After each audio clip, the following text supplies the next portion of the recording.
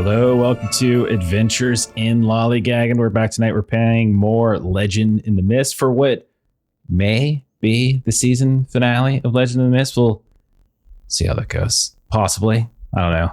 Depends on whether or not Snaggletooth decides to unleash the beast and TPK the party. Do you plan that? I mean, okay. The devil within.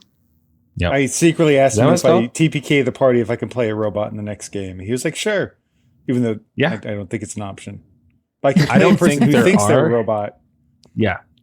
You could have like a robotic limb or something, you know? Be like a cyborg or something with some implants. I'm sold. Okay. I normally hate player versus player stuff, but like, yeah, I've got my thing. Jeremy, this is Snaggletooth we're talking about. Snaggletooth is not the initiator of PvP. No, that's old Snaggletooth. But role play. He's easily manipulated and possessed by a demon. Who's to say he might not be convinced to do something for the greater good? The greater good. The greater good. The greater good. Crusty jugglers. There's one difference between you and him. You know what that is? What would that be? A great big bushy beard. You have no idea the references the four of us are making. Yeah. It feels familiar, but I just don't get it. It's Hot Fuzz. Great movie. Awesome. Love it. And that's not what we're doing tonight. We're not doing Hot Fuzz. It's not going to be awesome. It's not going to be funny. It's going to be sad. And everyone's going to die. So, you ready? On that note, you ready to go? Okay. Very. All right. Last time around, we had a quick camp as you had come off an awesome defeat of that crystal golem that has been the blessed singer that has been threatening the area for pretty much the whole campaign.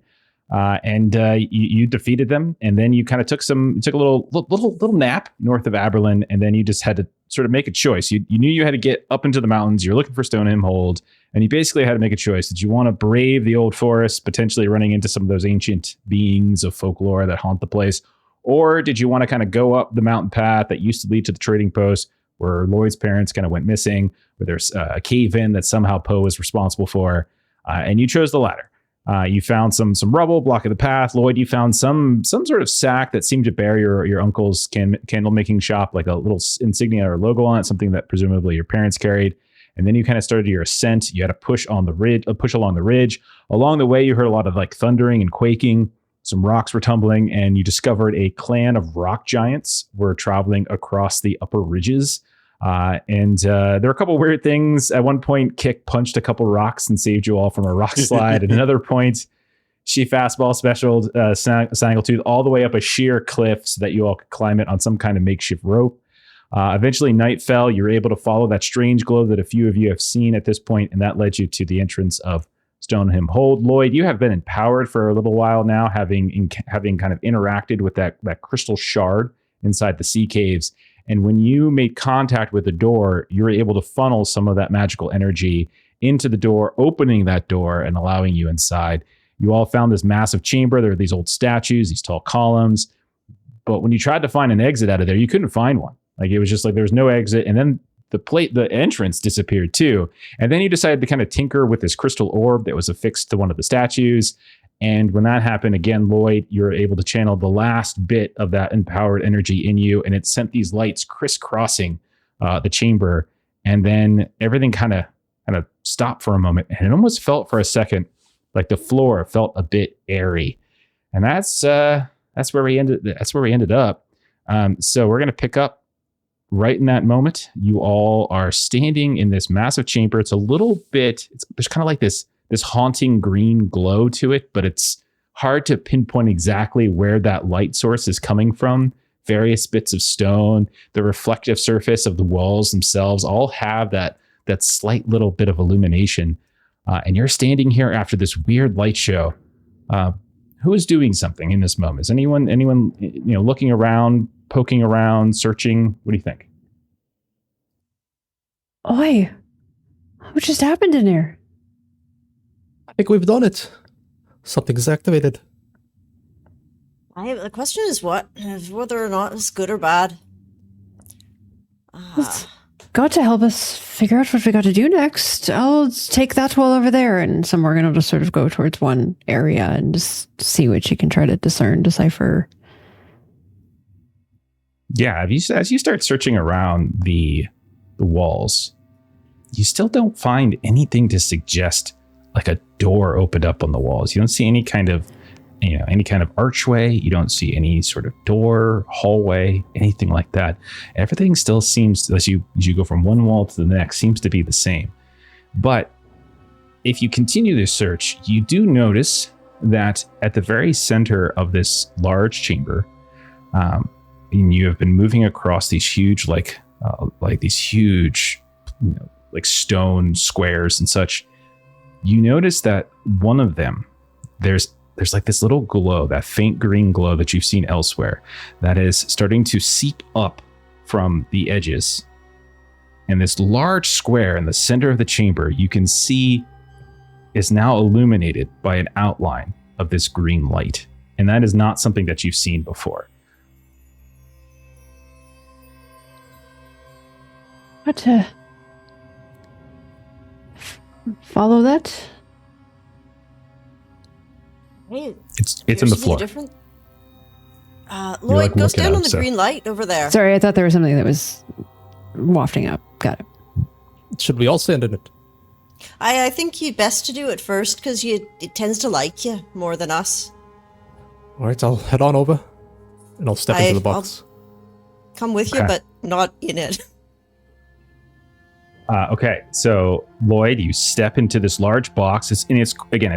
It's very large. It's large enough to fit maybe like 20 people. Like that's how wide it is. And Lloyd, you step on into it. There's like a moment where you feel it dip very slightly as you step on, almost like you're stepping on like an elevator, like when you step onto the elevator for a second, and then it just it steadies, and you're still standing there. And like Poe will come over the what's that there? What's that there, Lloyd? And he kind of comes up next to you, and he feels like, oh, steady as she goes, and he starts like kind of hopping up and down on it, and it doesn't seem to budge. The floor's different here. All right, okay. Come along. All right, we're gonna follow. Step on as well. Okay, so all of you step on, and so it's the four of you plus Poe, so all five of you are now in the midst of this kind of centralized square with these green lights, and you're standing there, and he's like, okay, so well, there's probably something. And he reaches into his book, his back, and he pulls out one of his tomes, and he kind of flips through it.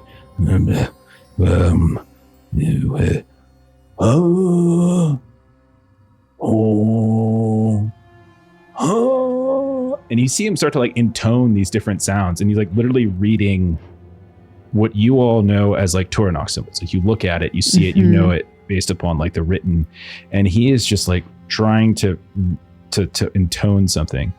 And after about like the 7th or 8th try, where he gets to an uncomfortably high pitch, you all feel as the entire platform begins to descend. And as it does, you see this swirling green mist around you, this light that just kind of flickers. And it's like there's something on the other side of it, but it's so hard to discern. You can't tell if it's brick or rock. It doesn't really look like it's moving, but it's not like it's void. It's empty. You see various like striations and variations on the other side, but you just find yourselves, and it takes maybe 20 seconds or so of this travel until finally you hear a and it stops moving. And then around you, that kind of green mist, that light begins to fade. And you see out in front of you that you are in some kind of hall, some kind of long chamber. You look up and you can see along the way lighting almost like automatically as the lift hits the ground. you see these sconces or these little orbs, not unlike the sphere that you saw in the statue, just begin to vroom, vroom, vroom, vroom, vroom, making this long lighted path into this archway at the very end of the hall. What is this? And Morgan had burned her sea legs and balance, so I imagine that she was just kind of like crouching a bit. As I don't understand what is going on here. You're making sounds with your mouth, and then we're falling. Technically, you're making sounds with your mouth every time you talk, so that's not a very uncommon thing. Their language is, do you ever stop to think why we are called the choir? Never mind. Anyhow, it's just how they're pronounced. I'm not the most tonally adept, let's say. But, you can say that again. You did just fine. I am not the most tonally adept. But we've made it here. Lloyd, do you want to carry on as we follow after you? For sure, we're in it now. Straight ahead to the arch, I imagine. I'll lead the way. Lloyd, you start walking, and as you're moving down this path, you notice that beneath each of these orbs, I should say that the ceiling's much higher than you would expect for yourselves, but you also know the Tornok to be taller than average humans and certainly taller than Beaverkin. And as you're passing by, you see these alcoves along the way. And they're very dark, but the light from those orbs certainly tends to cascade down into them. And in some of them, it almost looks like the entire alcove is like made of something reflective, like almost amber, but there's cracks and you can see it tumbles down into the onto the floor here and there. Other places it looks almost a little bit more melted, as if it's like in some kind of waxy state. But all of them seem to be filled with this kind of substance that you have now become so familiar with throughout the last few weeks. And you pass by one by one by one. And eventually you make it to this archway. You can see the frame of the arch has similar etchings that you've seen on the Longstone back in Isfig, the obelisk in Tor Hollow, the obelisk in the sea caves, and various other places. The alphabet that you had copied when you were at Auntie Eldrin's. It's certainly the language of Tornok. And when you look through this archway and look inside, you see an expansive hexagonal room that is dominated at the center by some kind of large apparatus. It is obelisk-like. It is like a column up the center. It doesn't connect all the way to the ceiling, but it's like this column, not unlike the sea caves, not unlike Tor Hollow's mines. And you see these two large brass rings that are hovering around it. Doesn't look like there's anything connecting those rings to the obelisk, yet they're just kind of hovering there, slightly askance, it seems. And like each step you take into the room, even if you just go like 2 or 3 steps, you kind of hear a creaking sound. You see all around on the sides of this hexagonal room where the entrance doesn't stand, there are more of those alcoves like you just saw when you were passing up the hallway. Many of them you can't get a good view because of how expansive the room is, but the ones nearby you can see they're filled with this like misshapen and shattered amber. And you kind of almost like hear wind or voices kind of cascading from some of those alcoves. There has definitely been some destruction that has occurred here. You see these large chunks of stone debris or like walls have collapsed inward. A few of them are at that apparatus in the center, having like battered against it. And you also notice when you look up, because there's plenty of light in here, as more of those orbs seems to be flickering, you can see that there is a sort of crystalline kind of ceiling, but it's not very luminous. It's very tarnished, very subdued. Looks like there might be a crack or two as well. It looks at first glance to be made of the same material that you remember seeing the shard that the acolytes took out of the sea caves. And this is what you see. Who would like the spotlight to do something?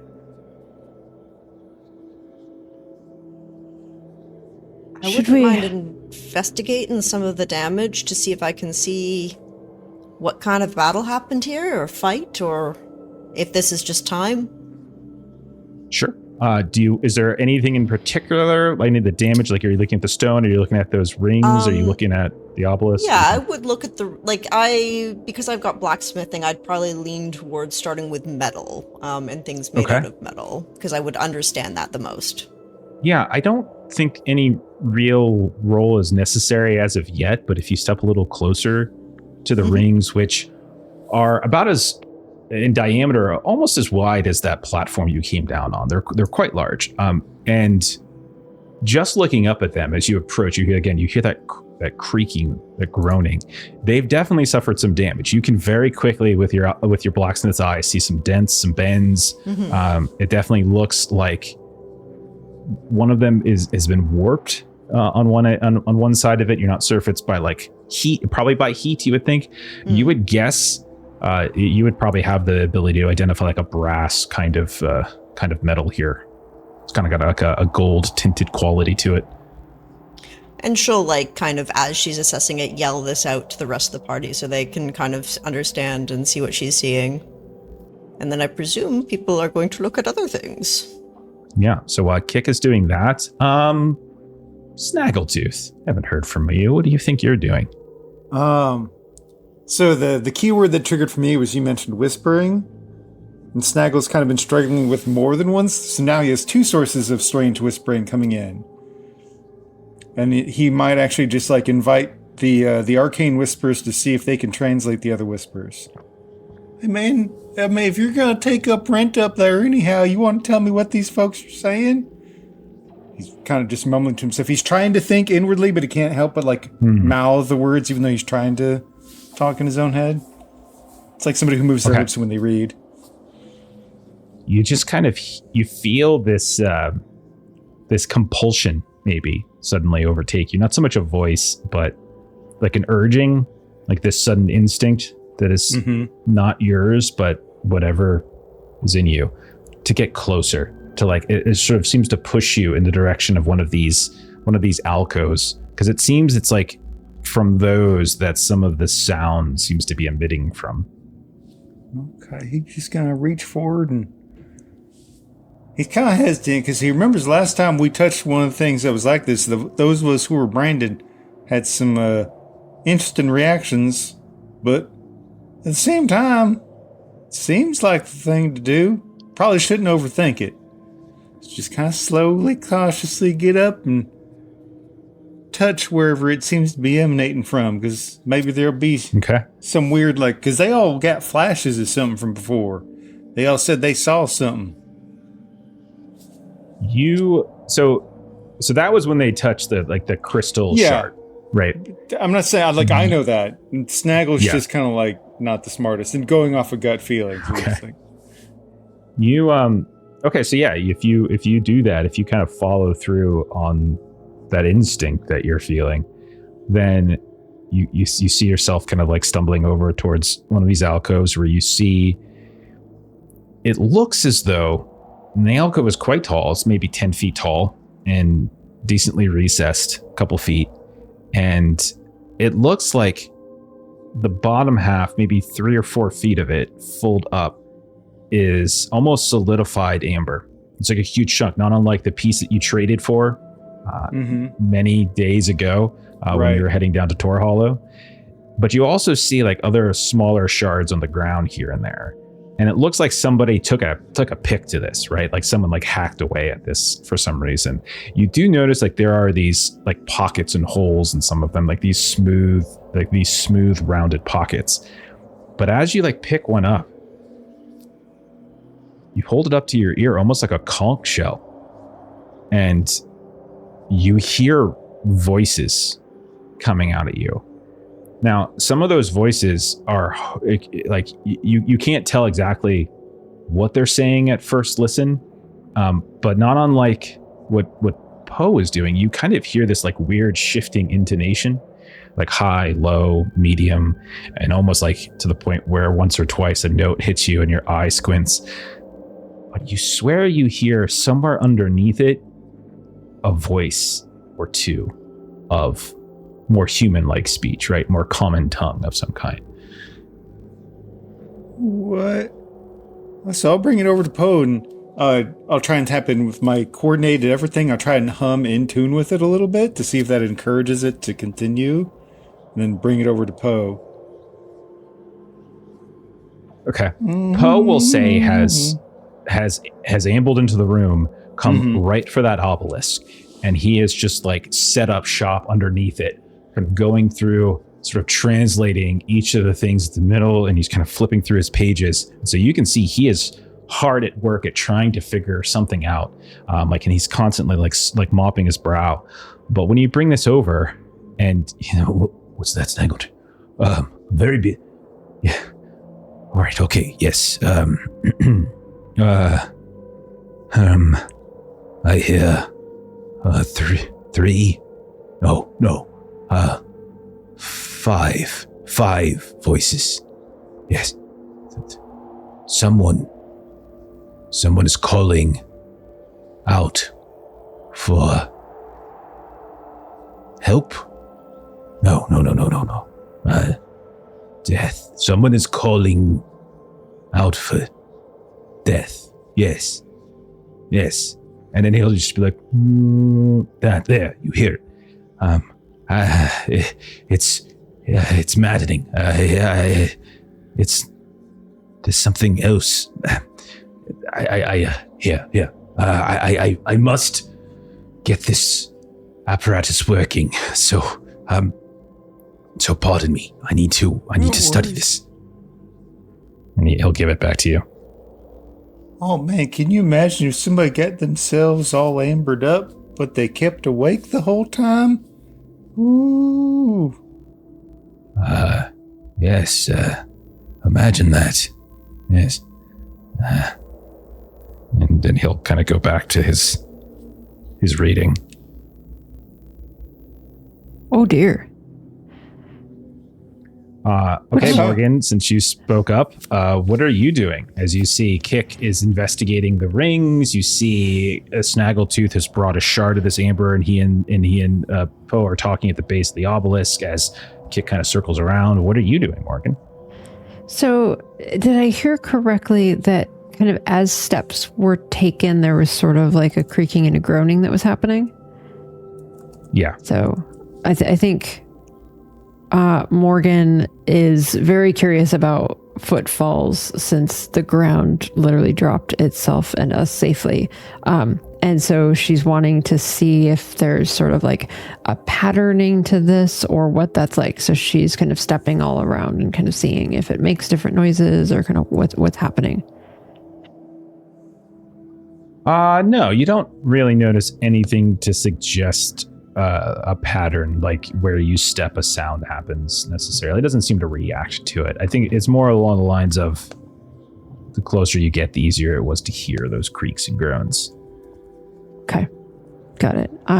Then I would say she was also going to be interested in the obelisk and kind of looking at it from all angles with Poe then.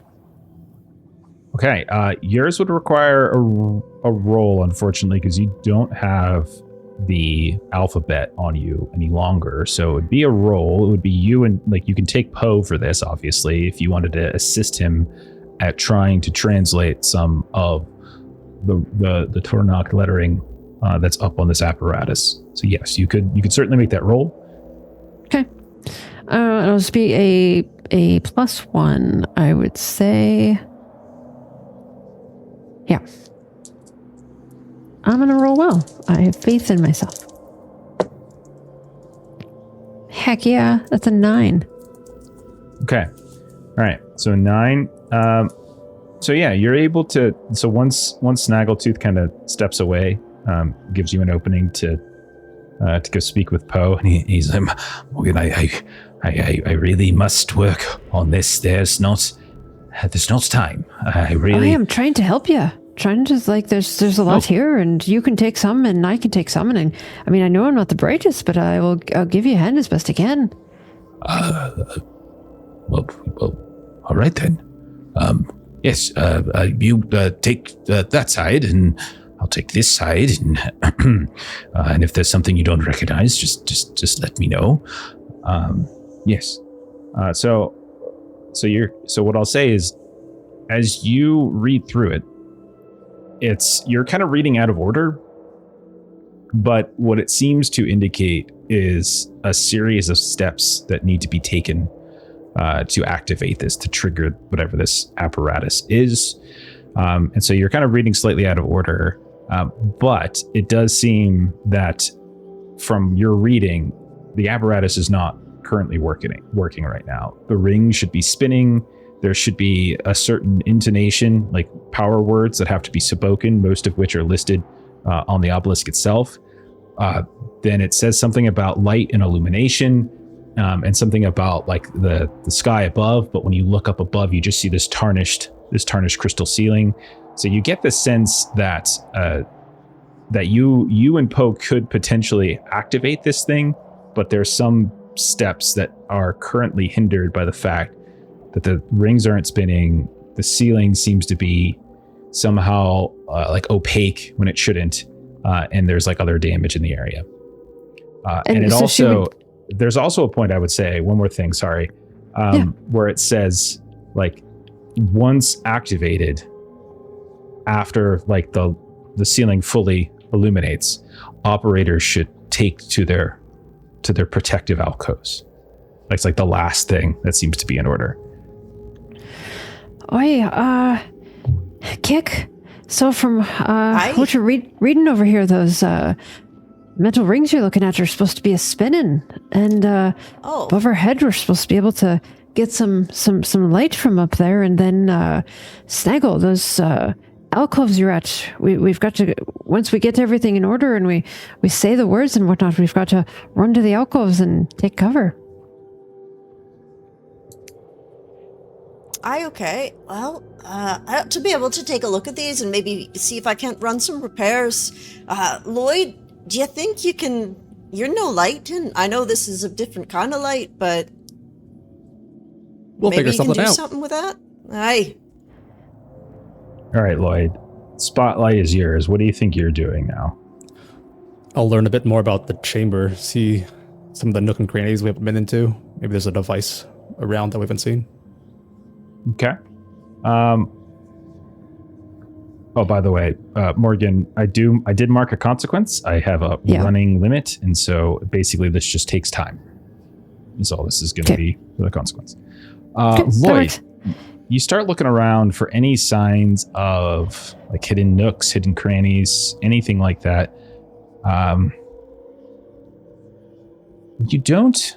You don't find any like hidden panels. You don't find any suggestion that there's like a pathway in or out. You might feel a tiny little leak of cold air coming from above. And when you look up, you might notice like you're underneath this small crack in the glass above, the crystal above. You also notice maybe some of these big blocks of debris seem to have some scorch marks on them, but there doesn't seem to be any indication elsewhere that like the room was set on fire, but you see scorch marks on some of the stone. And that's the only real things that maybe aren't obvious when you look around. Otherwise, it's a fairly open room. The alcoves themselves are the only thing that's kind of recessed. And then you have these like lights, these like orbs kind of on the room, around the room here and there, giving you light. How high is the ceiling? It's kind of dome shaped. So at its highest point, it's probably about 25 feet or so. And maybe at where it meets the top of the walls is probably around 15 feet. And then it's got like a steep dome. There's not much in here. I There's definitely a crack in the ceiling, though. Why? You think it's something we've got to fix?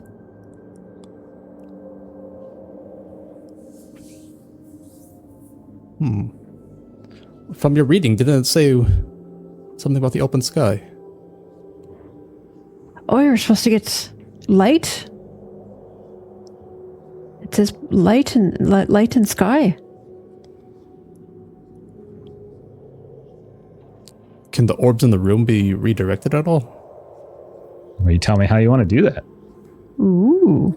And Yeah, if I what can effect reach you're up to looking them. for. If I can climb up to them or get in reach, try and adjust them towards the ceiling. How Okay. high up are the orbs? They're just underneath the top, like they're hanging just below, like where the like kind of 15-foot tall So wall is. It's maybe 15-foot about mark. 12, 10 feet, something like that, somewhere around there, just underneath. Morgan, if you let Lloyd stand in your shoulders, I think the both of you can reach it. That should be about 12 feet, 13 feet right there. I'd offer myself, but I've got another thing. No, you're busy with the rings. I've got it. All right, Lloyd. We can get this taken care of, and Morgan will kind of like get down on a knee so you can kind of get up on her shoulders, and then she'll stand up. Okay. Sure. I don't think there's any real role here. You guys are moving without any real haste. All you're doing is like hopping on her shoulders. That's no problem. So Lloyd, you're on Morgan's shoulders. You're reaching up towards this orb that is emitting this light. Describe to me what you're doing exactly, and so I can walk you through what that might look like.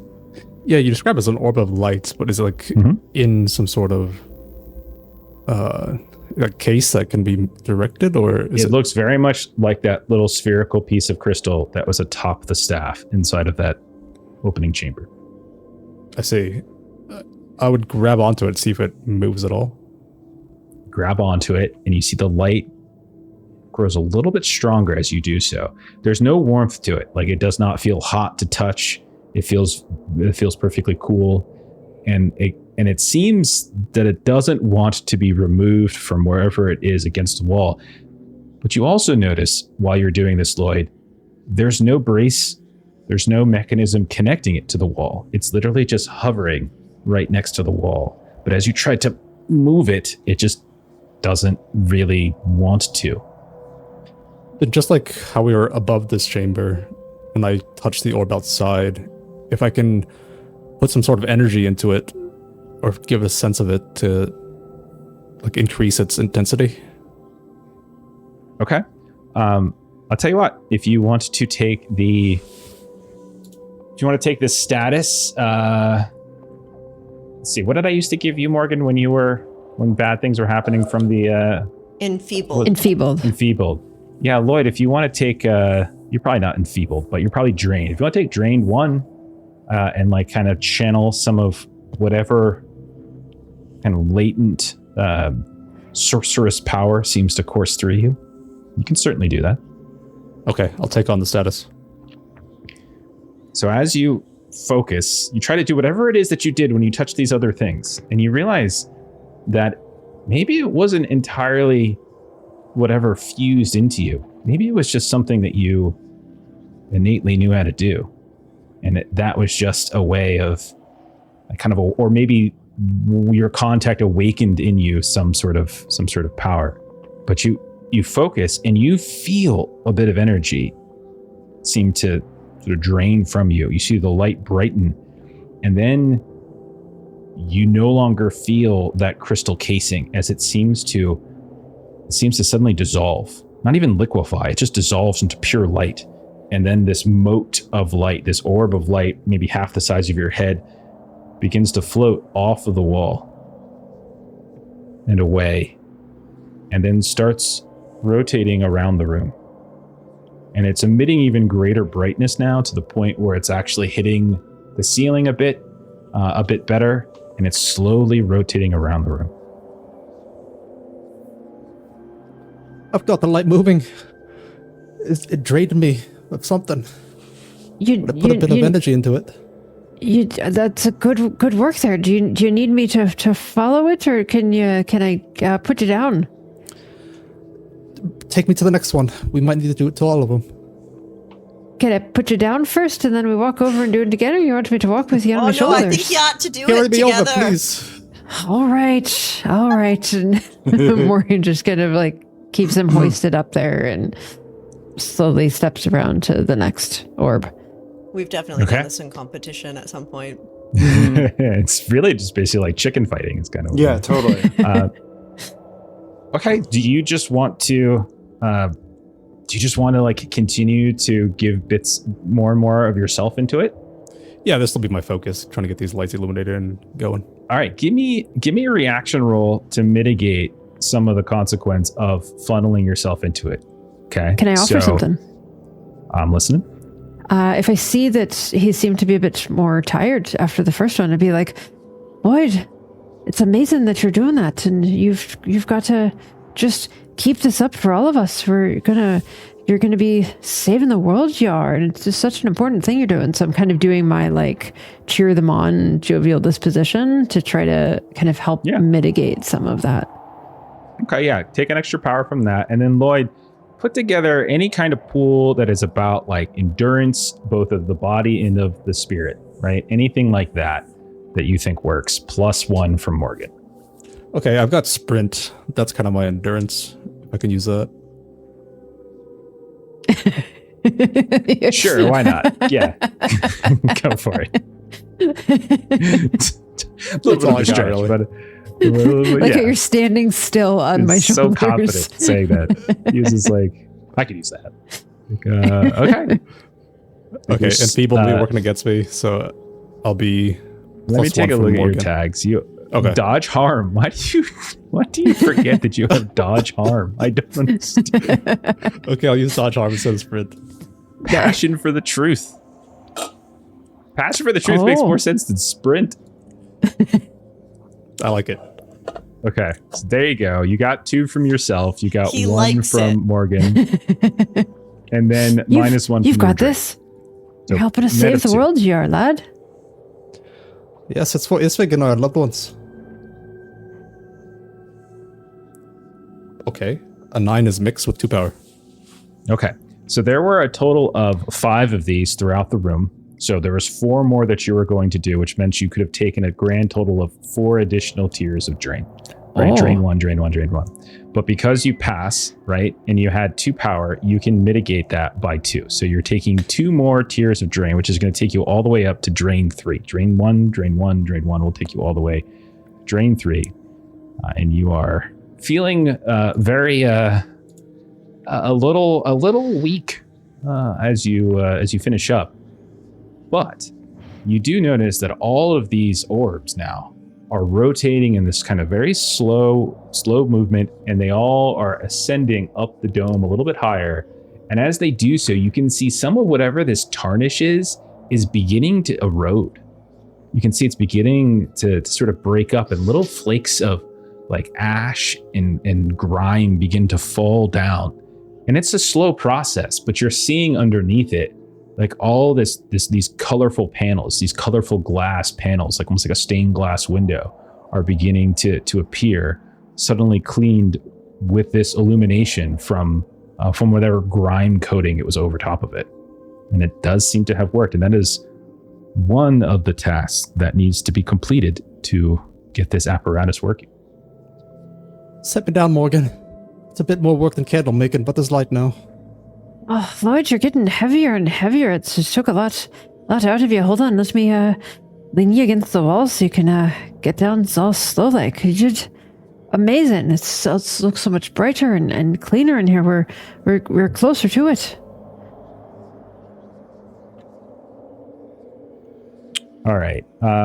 Let's go back to Kick. So Kick, you had been like examining these metal rings. You definitely noticed some damage, some scuff marks, some dents, some places where it almost looks like excess heat had contacted it and caused it maybe to sort of lose some of its stability. They're all just hanging up there though. These 2 rings they're massive, and there's nothing bracing or uplifting it. They're just hovering around it. But you're definitely notice that there's damage to these. Is there anything Kick is trying to do to work out? Maybe a repair. Yes. Am I able to reach them, or are they above my head still?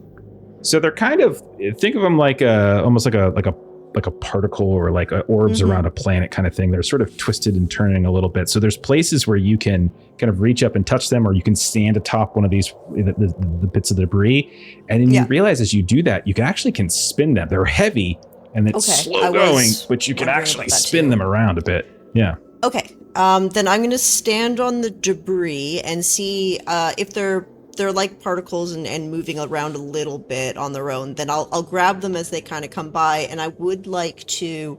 Now I know that one of my sort of traits is under blacksmith tags is that I have my own forge, which I have canonically left in the village, but maybe I've got like a small little tiny kit on me or something for blacksmithing. I think that's totally reasonable. I think you have a couple basic tools on you. You probably carry those with you everywhere you go. Sure. I probably got some little tiny like metal hammers and such.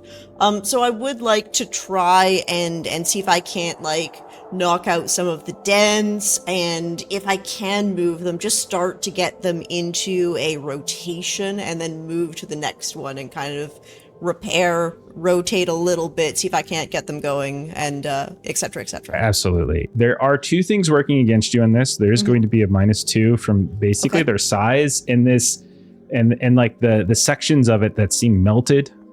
Those, like the scuff marks, the dents, those are easy enough to fix, but this other part is a lot harder to shape without like a full forge. So trying to localize heat on it is very difficult. Yes. So you'll have that -2 working against you, but then you have lots of stuff that should work for this, I think. And would my wounded tag work against me? Your worst status will work against you, yeah. So whatever. Wounded is the only one that I have, which is a -3. Okay, so that means you have a -5 before you've activated any of your own tags. And don't forget, you could always burn a tag if you wanted to. Burn 2 of them. Pretty much. You can only burn 1. You can do max of 1 per roll. I will burn 1 of them. Okay, so I'm obviously taking blacksmith, my own forge for this, repair metalwork. There's no way this would qualify as a weapon of any kind, right? A weapon against I don't air? think so. No, not a weapon. I do think a lot of your strong is axe. Against the gods, because it causes people to go into amber and stops the cycle. So it's a weapon against, it's a theoretical weapon against. Not Are that you one. making a new Not one? that one. Are you making? If you're making a new one, I will take that argument. Oh, But you're just gosh. repairing one. It sounds like. I Just am repair just trying to metalworks for. repair them. Yeah. I What about do the, think- the strength ones? I do think strong as an ox, lift heavy loads. I think those are fair. That is, That's 5. if I'm rotating around as well. Would we say that this happened at the same time that Morgan and Lloyd were doing their thing, or can I also like give her cheer them on? We're gonna say it's happening at the same time because everything Okay, that Lloyd totally and you fair. were doing, we're taking some time. And yeah, it was definitely everything's kind of taking time. So imagine this isn't like a 5-minute thing. Everything that you guys are doing is taking over like hours basically to do. Yeah. And I'm going to be burning one of mine. I'm going to burn my own forge. I think that'll be the good one to do. So that means you're getting 7 from your tags. You're getting -5, so it's a net of 2. Net of 2 power, I think. Oh yeah, -2. All right. You've got this. Do I burn? Where do I burn beforehand? I figured this out last time. There it is. Okay, there we go. Now don't roll like I normally do. Oh, it did. So that is a 7. So it's a mixed hit. Okay, with 2 it's power. it's mixed. So there's the consequences that it just takes time. It just takes a while. There's anything more egregious than that. There doesn't seem to be any kind of power coursing through this currently. But yeah, it's extremely slow going as you are trying to go through this entire bit. You do notice though as you're repairing some of it, that there are like these tiny little etchings here and there. It doesn't look like lettering. You're not exactly sure what it is, but you're fairly certain it's intended and designed in some fashion. And like these little rivulets here and there, almost like if you were, in some cases, like if you were trying to create or craft a very intricate device, and you're trying to weave things through it. That's kind of like what's going on here. These little grooves, mostly on the inside. No damn clue what they could possibly be for, but like you certainly notice them as you're repairing everything. If Poe is around, she would probably yell at him until he came and look at them. What? Oh, what is it?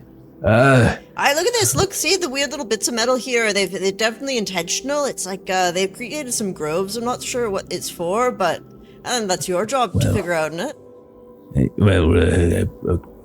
Conduits, maybe? Certainly this apparatus is funneling some sort of sorcerous energy, yes, and it's weaving, maybe, a way of directing it. Yes, you see, it's directing it. Yes, and he's like talking himself into it as he says it. Yeah, Kick will be like, that's a load of bollocks you just made up then. Off you go.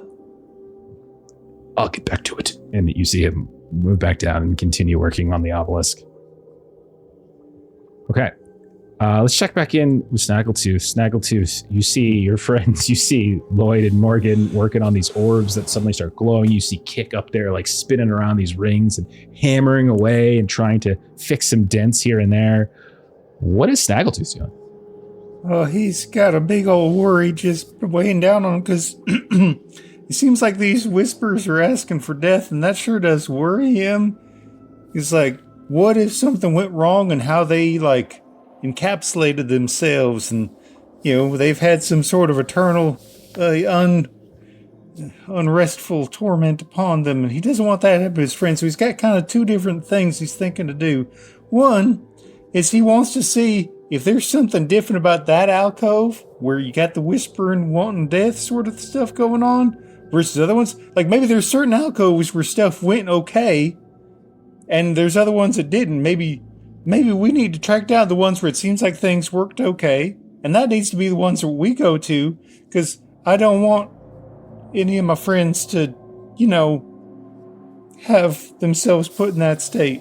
So I'm going to try and find the alcoves that don't seem to have that sort of state of affairs.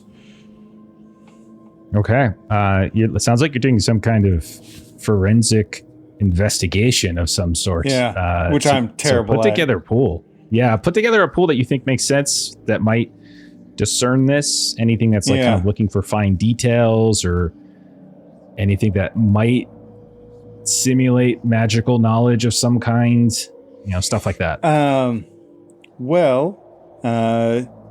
He has messed with the amber before, and he's kind of familiar with how it can glow, like absorb energy and change. So he might try to tag into being resourceful a little bit. Along with that inner instinct that led him there. Of course, Poe's told him not to rely on this, but it's for the greater good to help his friends. He'll call on those arcane whispers as well to try and help out, because that is pretty much his only arcane thing that he can tap into. And then at the end of the day, the reason he's doing this is he does have a heart of gold and he wants to help those in need. He does not want his friends to be trapped in an eternal torment. I think all of those sound perfectly reasonable. I don't think there's anything extraordinarily working against you. This is going to be a tracked outcome, though, and you'll be able to, for each power you have, if you're successful, you can essentially get a detail. So, you can ask a question or get a detail, that kind of thing. Okay. All right. Well, that gets me to 4.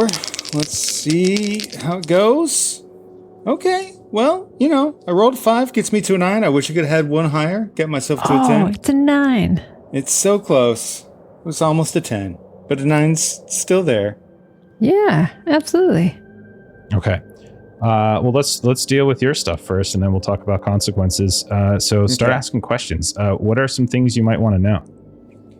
I mean, so the big thing is he wants to track down if it looks like there are maybe alcoves where things went well versus ones, but like, does it look like maybe there are alcoves where something went wrong, and those are the ones where like you have these tormented whispers, versus are there some alcoves where it looks like things went well, and maybe those are the preferential one? That's like question number one. That's his primary drive. You definitely notice that there are some empty ones. There's several empty ones, both in this hexagonal room, and there were a couple that you passed in the hallway as well. There's probably a total of about a dozen empty ones, and there's maybe a total of like 30 of these between the hall and between the hexagons. And there's some that are just empty and they seem fine. You do notice that there are like little openings here and there in them, like in the ceiling and the sides. You're not sure exactly what they're for, but you do see those things, and that's free. When you try to differentiate between where things went right and where things went wrong, there's something about the sort of melted, almost viscous like amber, because it's very waxy. It's almost like you're trying to mess around with a candle that's been like left in the sun. It's not like fully liquid, but it's soft and it's malleable and it's not hardening and it feels wrong. And whenever you kind of pick up a goop like that, you hear nothing. And then whenever you pick up little chunks of rock where it seemed like someone was hammering into it, that's when you hear stuff. But I'll say this, Snaggletooth, like, since you're specifically asking about like trying to get some information about like right and wrong here, it's that goop that makes you feel probably a little bit more, there's something like the lack of voice, the lack of anything there, and there's the strange shape of it. That is probably a little bit more alarming. At least the presence in the back of your mind seems to be suggesting that to you. So, I mean, from there, then his next thing he's going to search at is... Sorry, I've got a terrible frog in my throat. He's going to try and follow, like, where this goop is coming from. Like, does it... Because, like, we mentioned it was almost like a candle that's been left in the sun. Does it seem like... if any heat gets applied to it, does it seem to kind of change? Like, was this stuff not... was it not properly baked, so to speak? Or... I mean, that's the first thing that comes to mind for him. It's like something heat related. If you experiment with heat, if you like bring out a candle or something like that, or even maybe let the demon within make your hand a little warm, and kind of doesn't seem to affect it at all. It gives you, it might give you the suggestion that this is dead. Like, this is inert. This is useless. Like whatever magical or special properties that the hardened amber seems to have been depleted by whatever powers, whatever energy seemed to contacted it and created this other state. Does that answer your question? Yeah. Okay. Got 2 more questions. I don't know what to... If you, of course, the idea is there was like residue, like a fire residue somewhere that could be something to look further into of like what that could have been if you're looking for ideas. Yeah, I'm down for that. Especially if it's somewhat fire related. That would make sense that it's something that whatever prickles in his brain would lean towards. Yeah, and it's in close enough proximity to the alcove that maybe you're one of the alcoves you're investigating, that it's close enough to what your intended role was. But yes, you do find some of these big chunks of debris that have those scorch marks, for lack of a better term.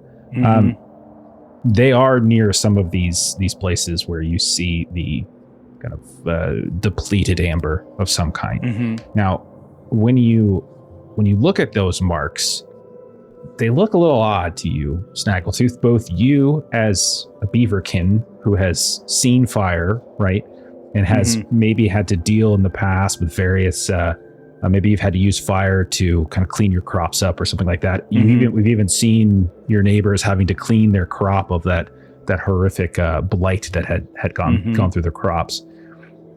The pattern seems just odd, right? It doesn't seem it doesn't seem random. It almost seems like the scorch marks are kind of creating a specific form. It seems too perfect. And you definitely are getting confirmation in the back of your mind with whatever that presence is.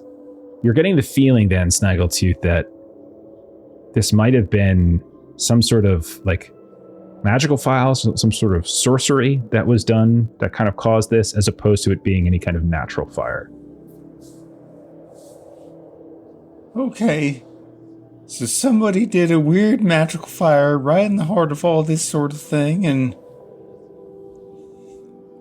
but they would have had to have done that. And do I have enough to guess that this weird magic fire like would have taken place after whatever had trapped these? Because it's outside of where the people had been frozen in amber, so to speak. So somebody must have come in here afterwards, right? Or is it like, was there an interloper that's been here since these people? I suppose is kind of what I'm getting at. Yeah, I'm not sure if that's not feasible enough to get be able to glean. Yeah. It's a perfectly valid theory, but I don't know that there's anything like forensically that you could use to confirm it. Let's be fair. I mean, Snaggletooth is not a forensic kind of guy. But you're not just Snaggletooth anymore. God, there's something else in there. I'll still give you one more question though, because I didn't really answer that one. So,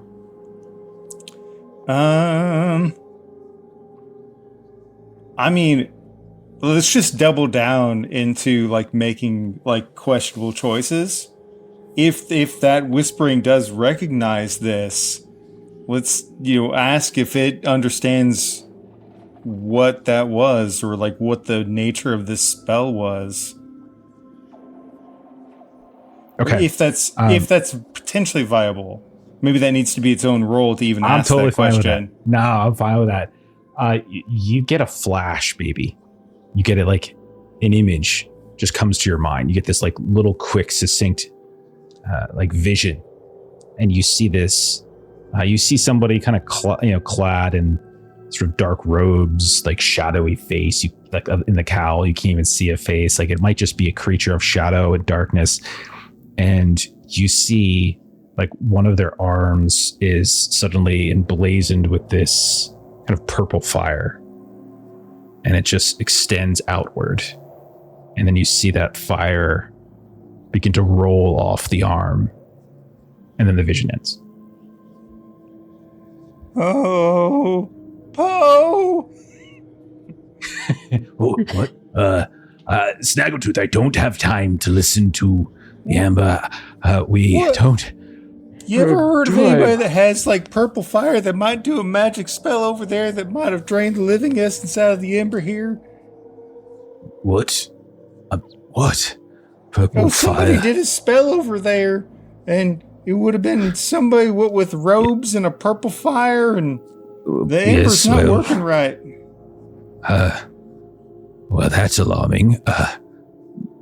Snaggletooth, there are many magical schools in the greater world. I know that your exposure to it has been limited, but there are those who study the arcane ways, not as many these days as in the past, but for good reason. Of course, it's very dangerous. But purple flame, I have seen certain tricksters and wizards and such that have dabbled in it. There's yes. That's good. It's nothing to worry about. Probably not. Maybe not, but I'm worried somebody might have sabotaged this place. It does appear that I've got the same feeling, to be honest with you, Snaggletooth. A few of the words and carvings on the obelisk have been obscured. I can't quite make them out. You might be on to something here. Now listen very carefully, Snaggletooth. I need you. Very important job. You understand? It's a very important job. there are 1, 2, 3, 5 of us. I need you to find 5 clean, clear alcoves. Yes. I already found 12. Well, excellent. I want you to give them a thorough inspection. Look for any signs of sabotage. Yes, a mundane sabotage, arcane sabotage, hidden runes and power words sketched into the dirt, that sort of thing. And if you see anything like that, then well, you find a different one. Yes. All right, will do. Good. Off you go now. Should we do anything about those other fellas, like the ones that are whispering, asking for death? Or should we just really ignore those alcoves? Oh, no. I'm sure it's fine. Nothing to worry about. It really doesn't feel fine. But I don't know what to do about it. It makes me feel funny. There's not a whole lot about this that is fine, Snaggletooth. Just remember what we're trying to do here. We're trying to save everyone you love. Everyone in Isfig. Everyone in Aberlin, Tor Hollow. That's what we're doing here. The greater good. Okay. Yes. Right, the greater good. Greater good. All right. Greater good. Okay. So I'm going to ignore their cries for help for the greater good. We will cross that bridge when we come to it. Okay. It's really not much we can do about it anyway. It's maybe whichever we an anti-Eldrin sort of problem. What? Oh, I was going to say maybe whichever we do here successfully will release them, and maybe when this does what it's supposed to do, maybe that will help them. Yes, we could certainly hope that, but it's not really within our purview. That is more for Eldrin to handle. We are concerned with the people of the valley. Yes, the voices that you are here. Those are Turanok that have been pulled outside of the cycle of making and unmaking. They're neither dead nor alive. They cannot. Eldrin is their caretaker, not us. Okay? So focus on our task and she will focus on hers. Yes? They've been stuck in there for hundreds and hundreds of years. Thousands more likely, but time doesn't pass the same way inside the amber, at least theoretically, from what we've studied. We'll find out soon enough, won't we? Oi. Okay. Snaggle, do you need any help looking at all the alcoves? And I'll help you look for anything hidden in them. I mean, I feel like I found some that seem pretty good. That's good. I'll double check myself now. I got an idea of what that one, fire symbol thingy looks like. I'll go back there and double check there ain't none more of that. Oh, I don't know what to do here. I'm sorry. You're going to keep us all safe. We're going to be all right. You're going to look at them and you're going to tell us which ones to run to, and we're going to be safe. We're going to do this. We're going to save everyone. Yep. Okay.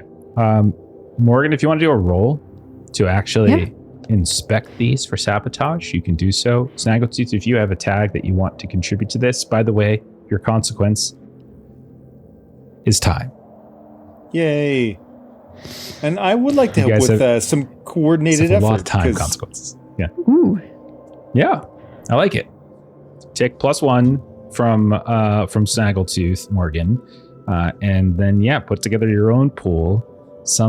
Anything that might be about inspection, sorcery, if you have any things that could be magical adjacent or mechanical adjacent, anything like that would be useful here. That would be good. I don't have much of those things, but I'm thinking if we're okay with me burning teammates, this feels like a good time to give that a shot. So that'll give me a +1, and then I'll have a +1 from Snaggle. Okay. I am burned and enfeebled. They're both 1, so I guess that would be a -1. Yeah, you only have to take one of those. Yeah. Right. Yeah. Okay. So Okay. +2 -1 is a +1. Net of 1. Give it a rip. Oh, shnikey.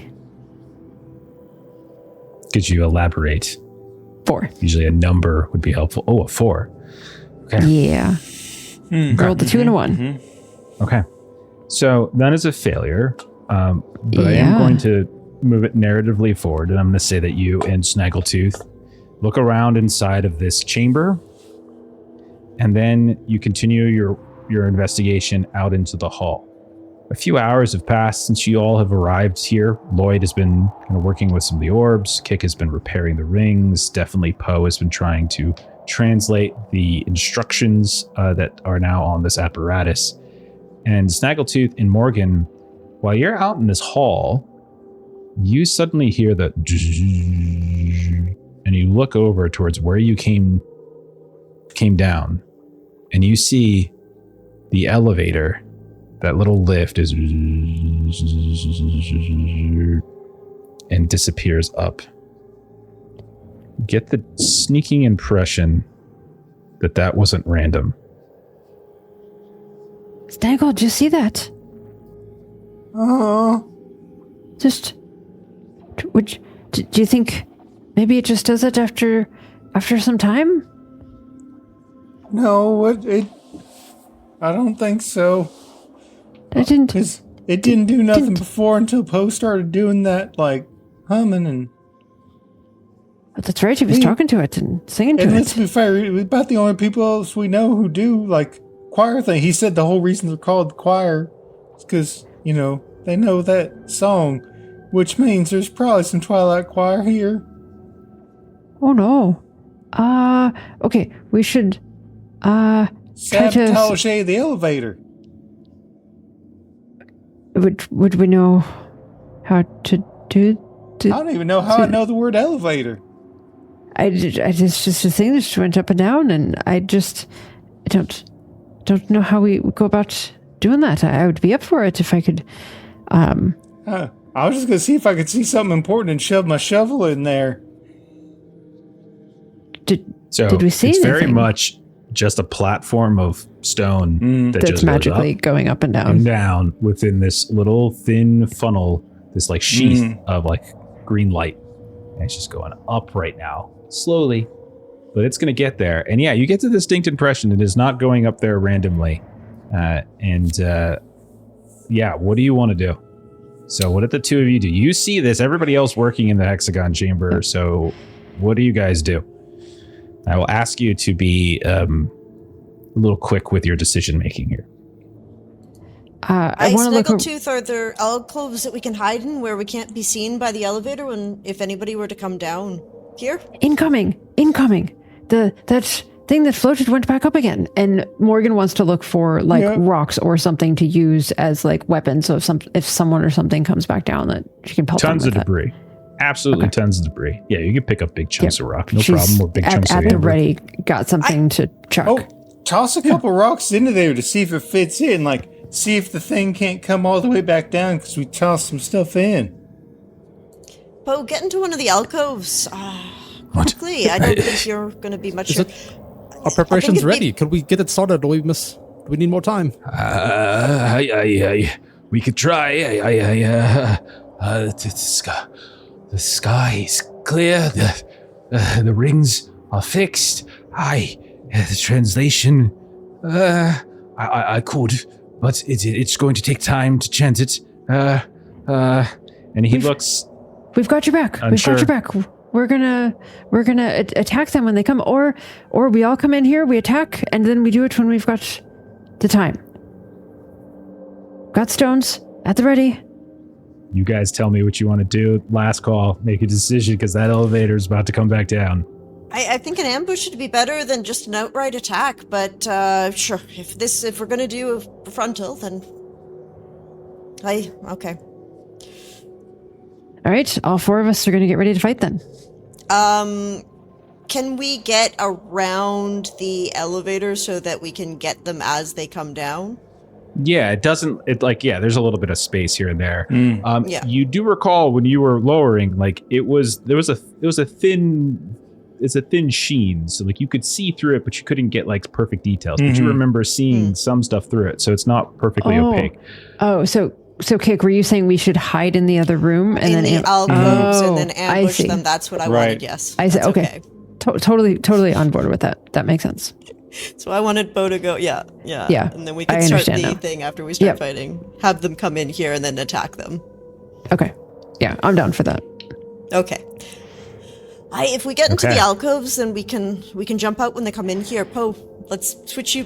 Don't start chanting now. Chant later. Hide now. You want me to hide? Start No chanting. disrespect, Kick, but I am far more martially trained than any of you. I pick him up and pull him into one of the alcoves. We'll take your fighting. We'll take your fighting, of course. You're the only one who can do. Twilight Choir. I have been trained for 30 years on how to use sorcery. Yes. Do your thing. Just That's also why you're the most important of us. wait. You're No, the I most think it's just important. making You don't sure we even have an do this. ambush. Yeah, I think we're just making sure that we're hidden for the ambush, not that he can't do anything. Like that's Yeah. Okay. No, my intention was just to move him out of the way for the initial ambush. Yes. Yeah, sure. You drag him. Okay, so Lloyd, we haven't heard you talk for a bit. What do you think Lloyd's doing at this moment? Everyone's planning an ambush. I think I just join in on it. Okay. So no need to sneak off anywhere. Okay. All right. Okay. Okay. So all of you are like hiding in various alcoves in the hallway. Is that right? Yep. Okay. And they're gonna. Yep. Okay. We're gonna ambush him. All right. Let's do this. Let's kind of do what we do for like a camp. Add up the various tags in your pool, and you can get a +1 from the alcoves that you would use for stealth. Okay. And then we can treat it like a camp action almost, where like you can choose to roll it if you want, or just take like half the power as like a bonus to maybe your first or second action, something like that. All right. So I get a +1 from the alcoves. Yeah, then I've got and a you 1. can just like you can, and then minimally you can just take that, and so give yourself a status of like hidden 1, something like that. Okay. And that's something that you could potentially use when the time comes. Lloyd, how do you look? What do you mean? How do I look? In terms of tags, like add up tags that you could potentially use for stealth. Let's see what you got. You've got. Sprint? Well, I feel like learning environment. Yeah. Yeah, I can use learning environments to get a spot that has a better angle. Okay. Acrobatic agility. And then Yeah, I'll take acrobatic I can fit agility. that, yeah. Sure. Let you put yourself in a position that you can kind of spring out from a little bit more easily. And then you have a +1. So that puts you up to 3. So you could potentially roll and have as many as plus like a status of 3 to like hidden 3, or you can just, I'll round it up and say you could take like a hidden 2. So you can either roll, go for the big money, potentially screw yourself up, or just take a 2. let's roll. Why not? All right. Give it a roll. That sounds like You a got long answer. +3. Long does We'll roll see how this well. goes. We're playing a dice game. Here comes that snake eyes. Oh gosh. Oh no. Pretty Oh my damn close. gosh. That's bad. my type no. of roll. I got a 6. That's a fail. Okay. Oh no. Okay. Since you failed, you do not get a hidden tag. You are poorly hidden. Oh. Maybe your floppy red hat is very visible. It's just like he's in the alcove, but the hat is like dangling out. It's sticking out. Right underneath one of those orb spotlights. The light's perfectly shining on it. It's just so clear. Okay, Snaggletooth. Do you want? do you want to just take the one, or do you want to do something? So we'd said that we had found plenty of debris and other things, like there's the chunks of amber and other stuff. Yeah. So I was gonna maybe try to angle for being resourceful, and Beaverkin are kind of smaller. Maybe I could kind of try and stack up some of the debris and kind of have myself somewhat obscured by some debris and other nonsense. You've convinced me. That sounds like a good argument. Sure, yeah. Okay. That's about all I can think of. So yeah, that sounds like Beaverkin. That sounds like resourceful. The alcove itself, and then you tried to make a case for I guess the stacking of that is your resourceful. So that sounds like 3. Yeah. So you're in the same state as Lloyd. So you can, I'll give you a hidden 2, or you can give it a roll and see if you can get a hidden 3. Now, my instinct is to always avoid rolling, but screw that. I'm rolling. Hey. All right, here we go. Hell yeah, I'm rolling. So that's going to be an 8 plus 3, 11. Oh my All right, gosh. give yourself hidden 3. You are extraordinarily well hidden. Your tail is certainly not tucked out, is not out there in the hallway like his floppy hat. It is tucked away in shadows. Okay. And then Morgan, what about you? Same questions. So I'm thinking I definitely don't have things that help with hiding. I've got things that can help me with having these things ready to chuck at them when they come out, like my Tavern Brawler and Fisherwoman. I think both of those are like, I pick things up that are heavy and chuck them, whether it's like a net into the water or a mug that I'm throwing at somebody. You can take the free one like Kick is, and just the 2 of you have hidden 1. Lloyd's floppy hat keeps him visible. Snaggletooth, you're well hidden at hidden 3, and then you guys have left Poe hidden away in one of the alcoves in the room with the machine. And I am perfectly fine to say if anybody wanted to pick up a big rock, a piece of stone to use as a club or something like that, that is totally fine. There's no reason to not allow that. You guys are hiding, you're waiting, and suddenly you hear, and you see coming back down is that same platform. And as it comes down, you see 3 sets of legs, robes of a familiar color, that kind of that gradient of gray to purple. You see a couple staves, and as it becomes more and more visible, you notice the familiar face of Oren Denvar, and you notice 2 other acolytes that seem to have come with him. One of whom, Morgan, you gave the slip back in town. The other is just a random face. But you do see a familiar one, Morgan, who was supposed to be watching you, and then you gave her the slip. And they stop and they say, "This is extraordinary. This is quite the find. And move carefully. I haven't seen those rascals in quite some time." And the 3 of them start to get off the lift and begin to slowly move down the hallway. Who would like the actual spotlight right now? I vote Kick. Okay. Yeah. All right. If they're going through the hallway, are they close to our alcoves, or are they still a They distance can be from when it's your turn. When it's your turn, if you want to take the spotlight, we could say they keep moving and moving, and then eventually they're going to get right next to your alcove, and you're in the shadows, and you can leap out at them if that's your desire. Yes. I am going to, as they go by me so I can get them from behind, I would like to go for specifically Denver. Okay. All right. You're going for Denvar. And I've got my short sword. Okay. Okay. Describe what it is you're doing, and then put together your pool, and then we'll talk about what might be working against you. Yeah. So she is going to wait until this Twilight Choir crew goes by. She's been, and they have been antagonistic to each other from the get-go.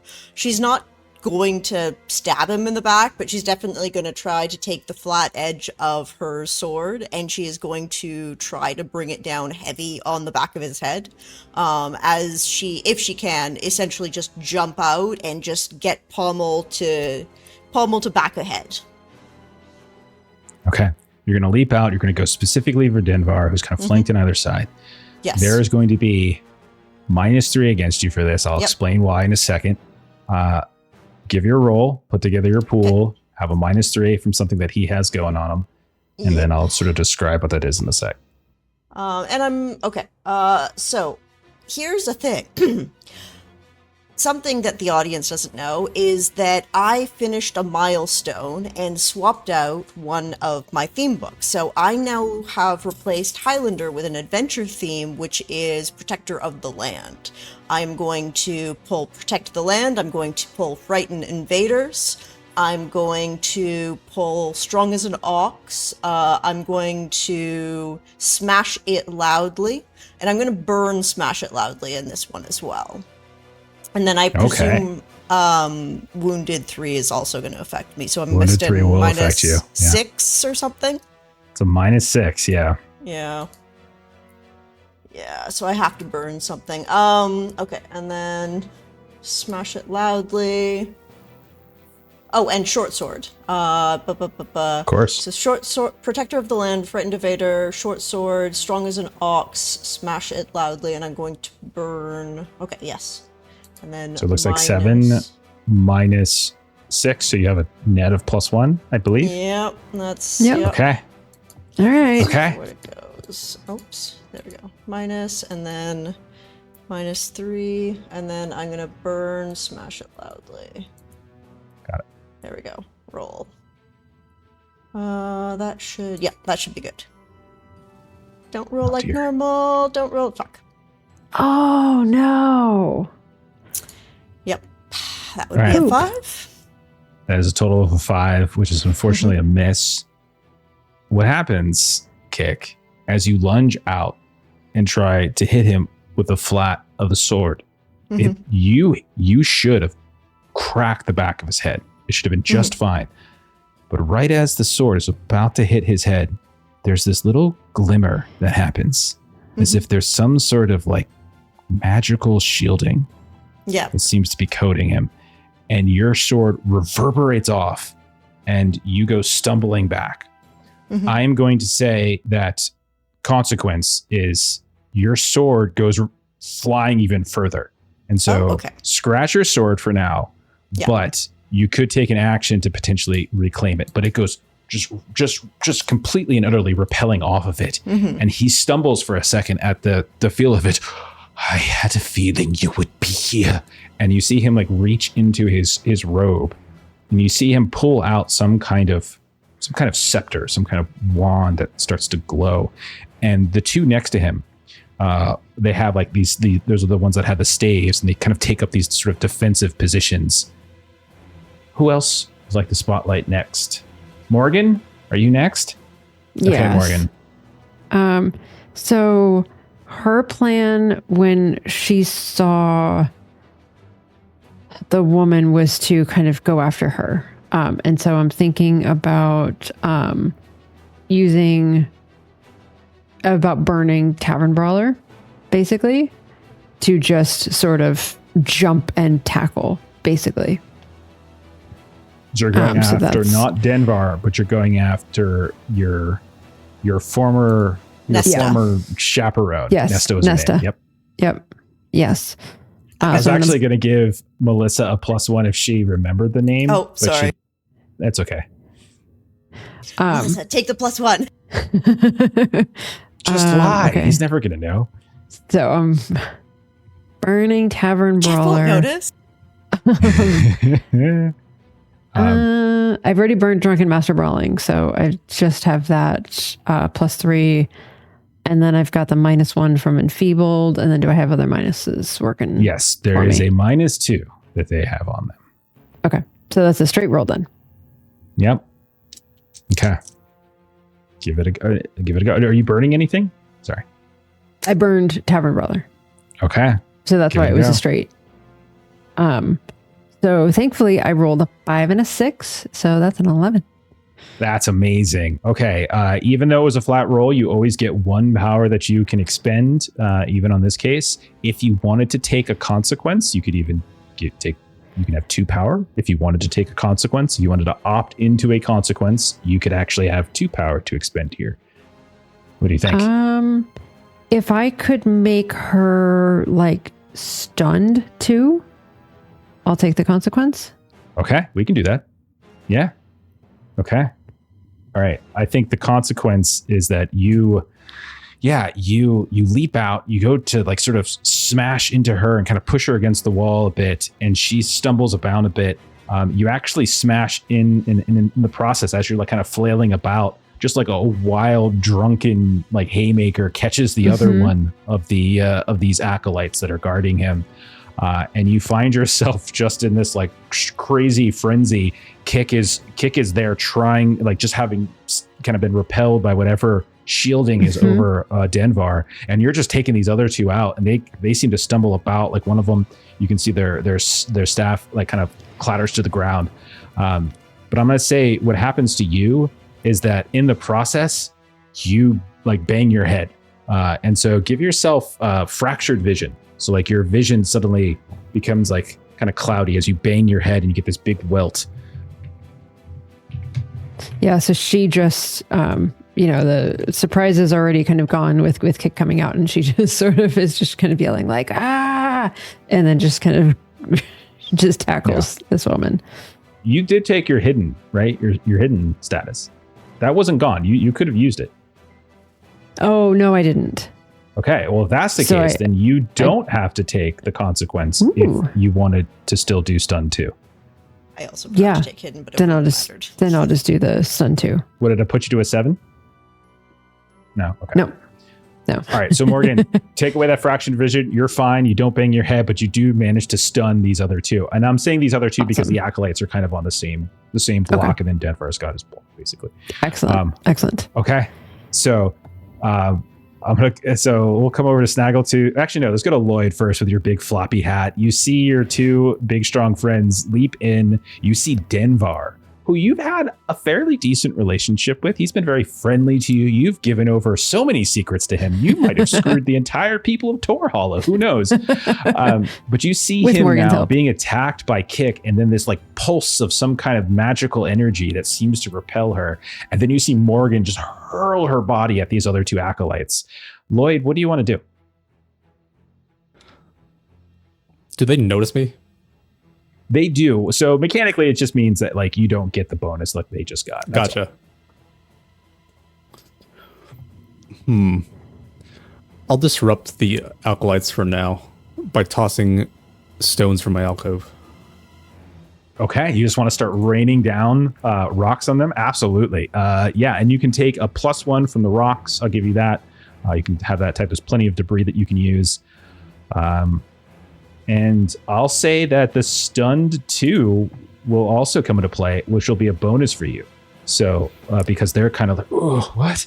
And trying to get their bearings, having been ambushed by Morgan, and they don't see the rocks coming to dodge them. So that means you're getting just from environmental and from them. Sorry, let me take that back. You're stunned. That stun 2 is actually going to cancel out one of their statuses. So you're still just getting +1. Apologies. The same -2 that Morgan got. They have a special ward on them.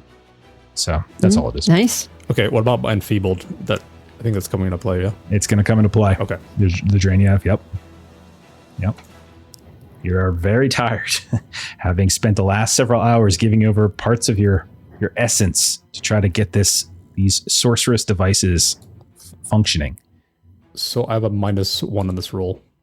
Unless you want to burn something, don't forget, you can burn.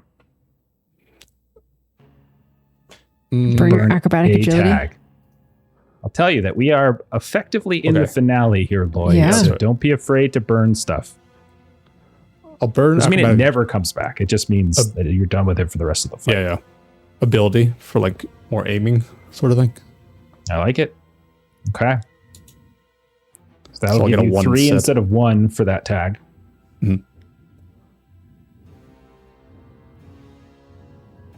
Okay. That looks pretty Decent good roll. right there. It's a 9. Mix it. Nice. Okay. Mixed hit. Okay, you did all the math right? Yeah. You gave yourself the +1 for the rocks and everything. Okay. Yeah. All right, mixed hit, totally fine. So you still have power to spend. So you've got what, 1 power? Yeah, 1 power. I'll keep on that stunned tag Okay. going. All right. Yeah, so you continue to hound them. You haven't taken them out of the fight, but so essentially they have 2 tracks along like the subdue track. Like they're stunned. They're stunned 1, they're stunned 2. So like you're just pelting them like, what is, stop it. And you hear like Denvar like, Mr. Grover, what would your uncle think? Kind of try to sternly call out to you. Your consequence, I think, interesting. I think your consequence might be, let me see here. Got a couple options that don't really make sense in this case. Yeah, let's say I'm just going to give you you kind of like get out of position. So give yourself just like, as you're throwing and and you just try to pick one up and you just put too much into it and you just sort of stumble out and just give yourself like a temporary tag, like just open, like you've left yourself open. Okay. Like you're no longer like protected by the alcove. Snaggletooth, you've seen all your friends now throw themselves into it to varying degrees of success. What does Snaggletooth want to do in this situation? You're in it now. It's all in at this point. So I guess the big concern is like Denvar pulling out some sort of staff, and I don't want him to do anything more.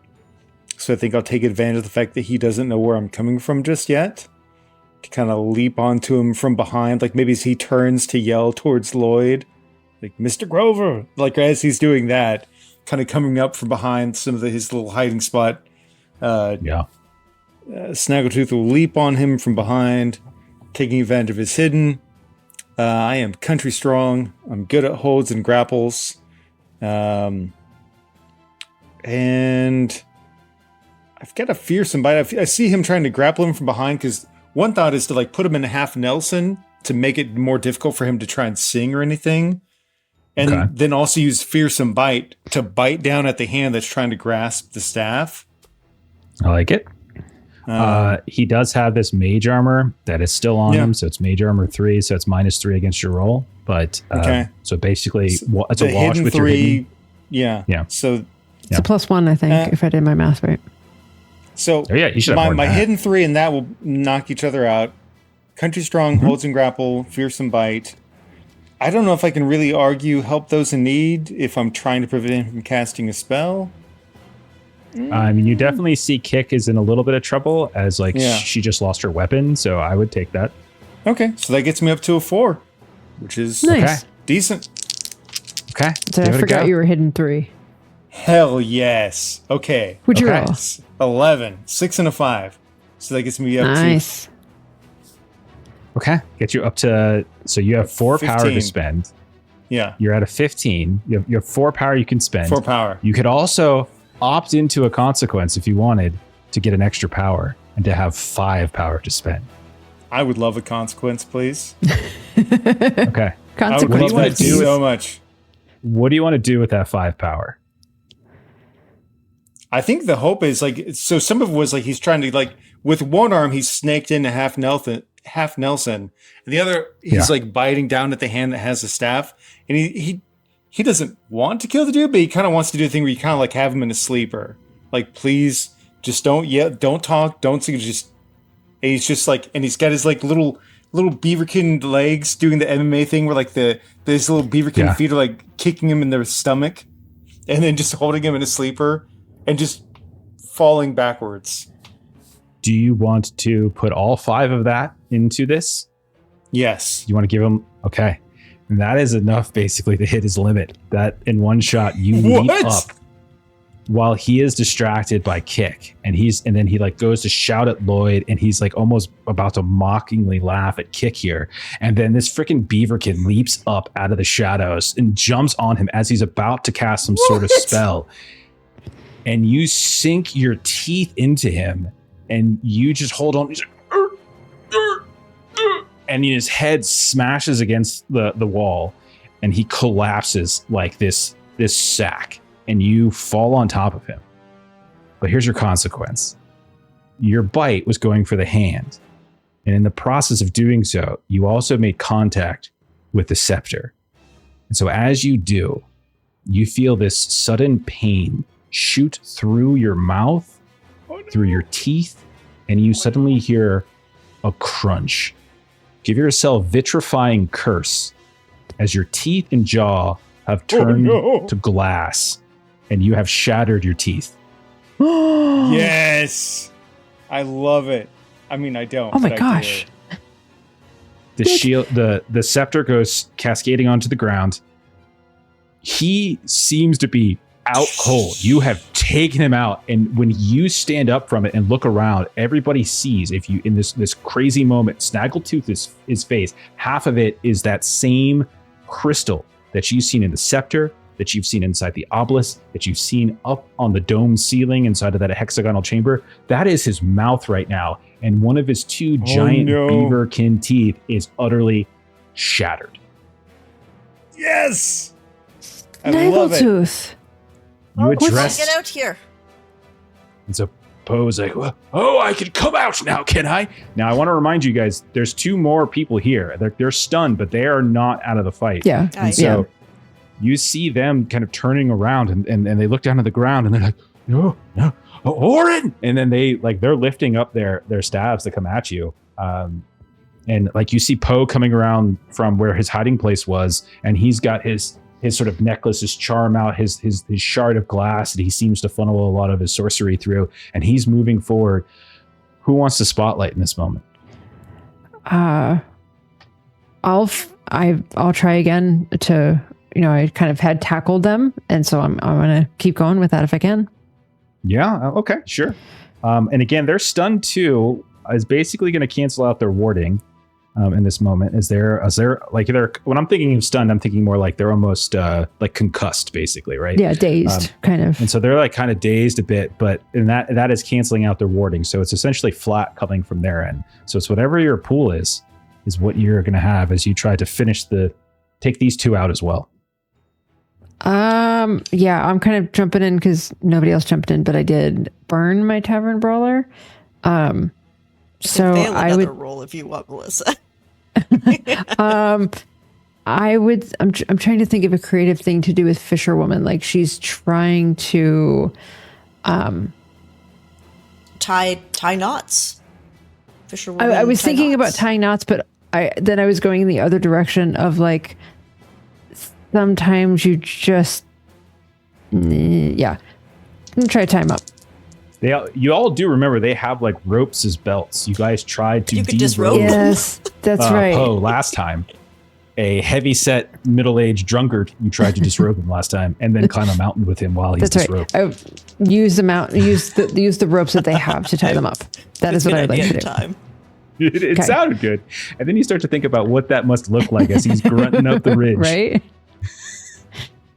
All right. So I've got my -1. For my enfeebled, +1 for Fisherwoman. Are there any additional minuses from them? No, they're stunned and they're warded cancel out. So like they're not necessarily there's nothing in particular. Okay, so it's a straight roll then. Yeah. 7.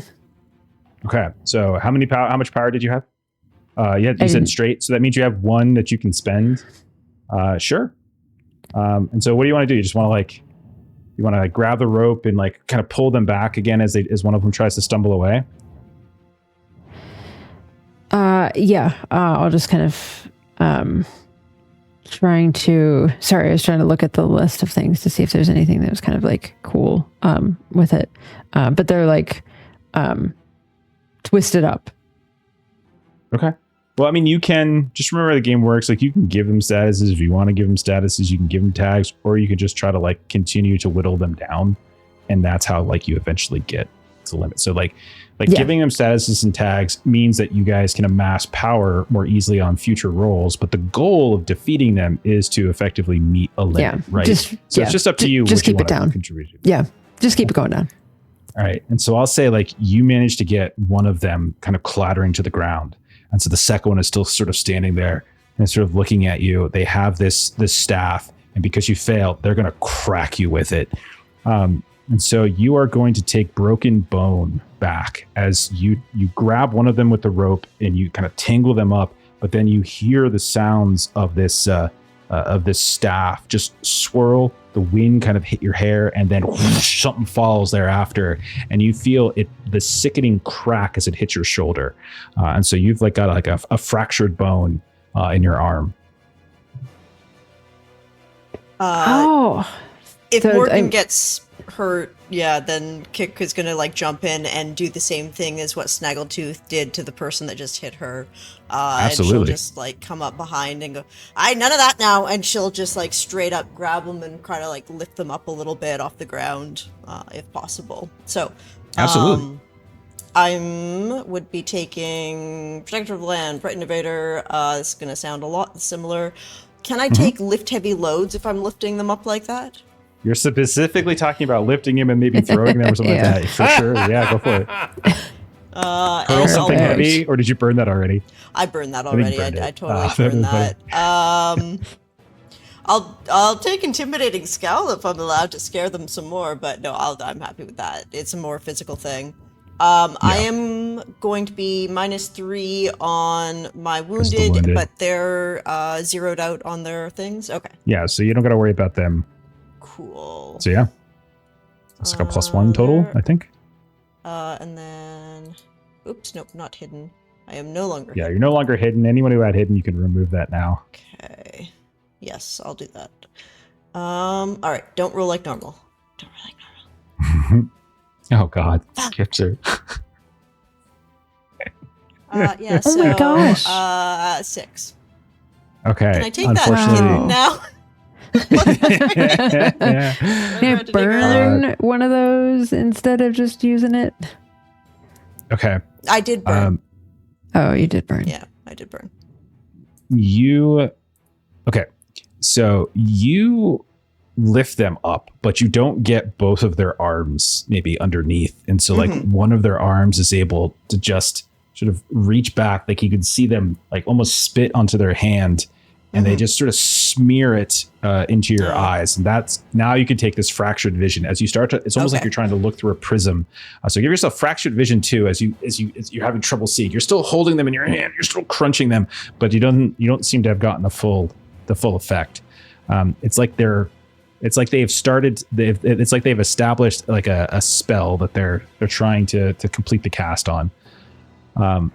Lloyd, you see Snaggletooth take one of these down. You see Morgan and Kit trying to take the other two down. You see your friends are up in this. Lloyd, you're still hurling rocks here and there. Do you try to close in? There's one more fighting, and they're whirling around.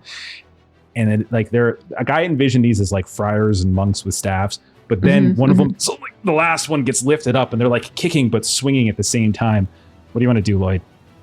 Yeah, I see Keek struggling, so I'll run in with the new dagger she made me and charge out of it, plunge it into him. There we go. Go ahead and murder this person. What better thing to defend her with than the dagger she made for you? Oh, yeah. God. Shing. Consequence is that you stab Kick. Oh no! Stuck with her own weapon. Roll well. I'm already could thinking happen. it wouldn't add more. So, I'm gonna put sprint because I'm doing it fast. I'm charging in there. Hey. Okay, Naruto run. I've got Get Enfeebled working against me. Yeah. Yeah. You can burn sprint. Yeah, I'll burn sprint. I think that sounds like a good idea. Don't forget the dagger does give you a +1. Make sure you include that. Dagger +1 as well, yeah.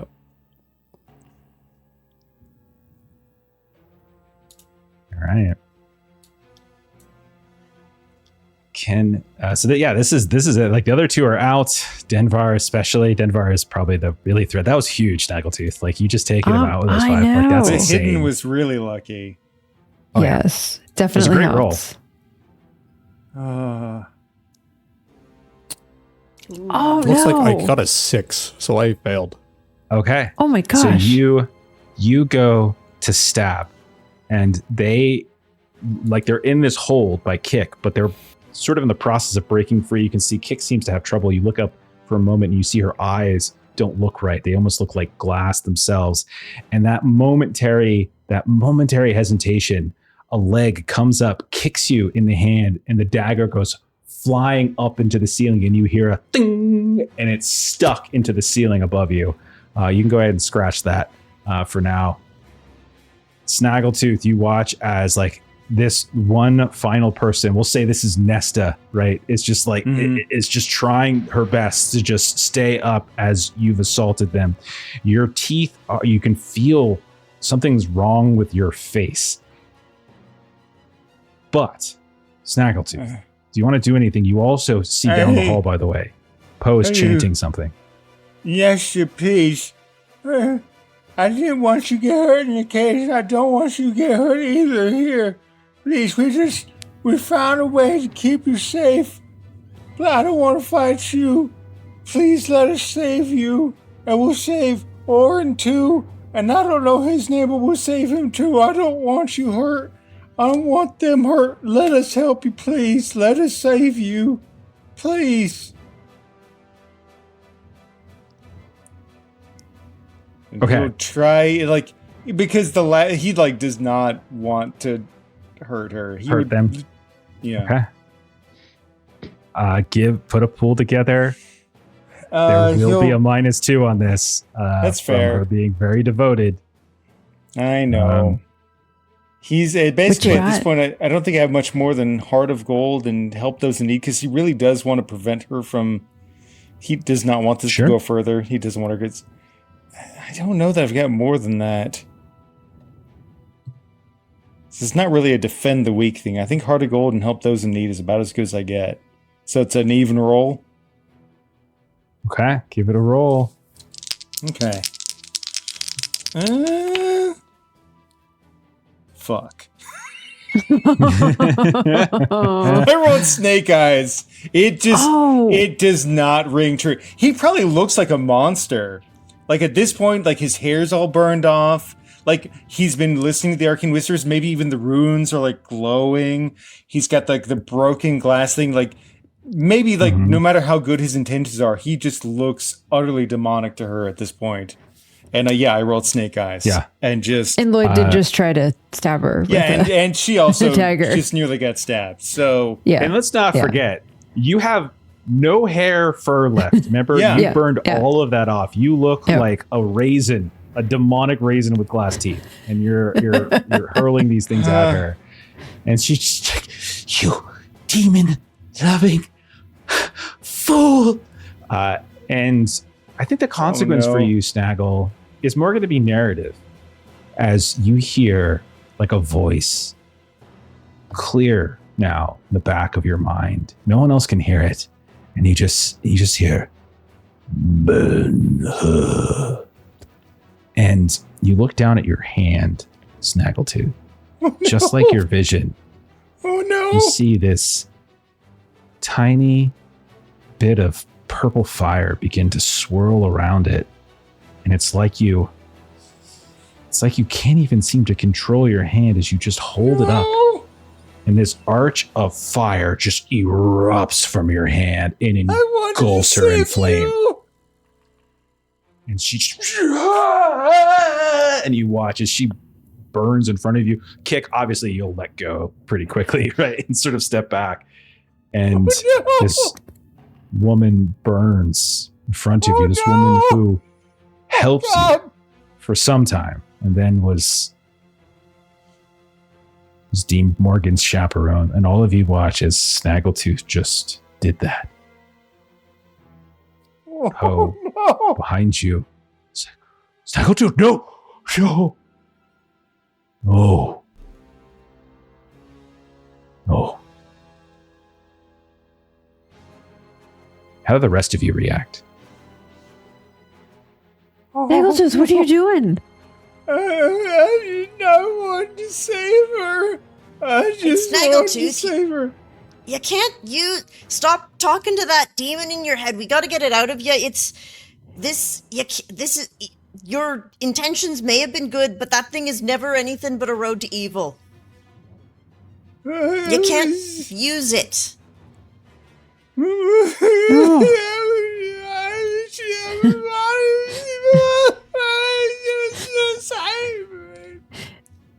Morgan wants to go over to the Snaggletooth, and I know you didn't, friend.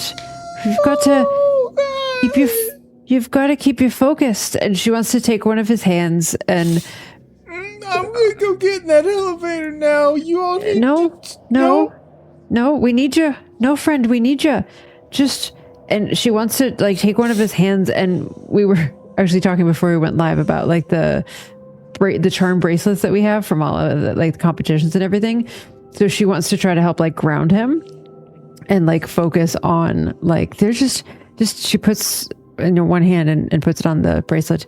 Just think about this. You didn't mean to do it. You didn't mean to do it. And she's turning him away from the burning body. You didn't mean to do it. You're always looking to protect all of us and keep us all safe. And you've got something in you that makes that real dangerous. But we need you here. You can't leave us now. You've got to stay with us. I'm gonna mess it all up. No. You've burned her. You're a monster. You're a monster. 5 minutes later. Thank you, Lloyd. I love it. I just imagine me just standing there, seeing your corpse, really trying to take it in. Oh, God bless you, Lloyd. That's so good. Lloyd, that's not helpful. He feels bad about what he did. How can he say that after you just killed her? You tried to... Above board, I love that you just tried to stab her. Right? Yup. So good. Snaggle. Lloyd, you didn't mean to. We've got to get through what we've got doing, and then Poe's going to do the ritual and get it out of him.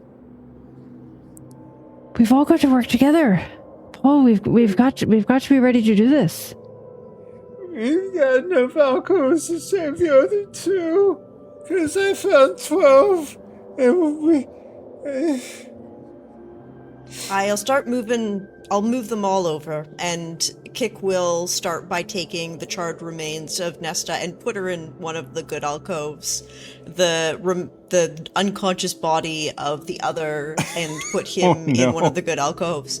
She'll take Denver and put him in one of the ones that is not good.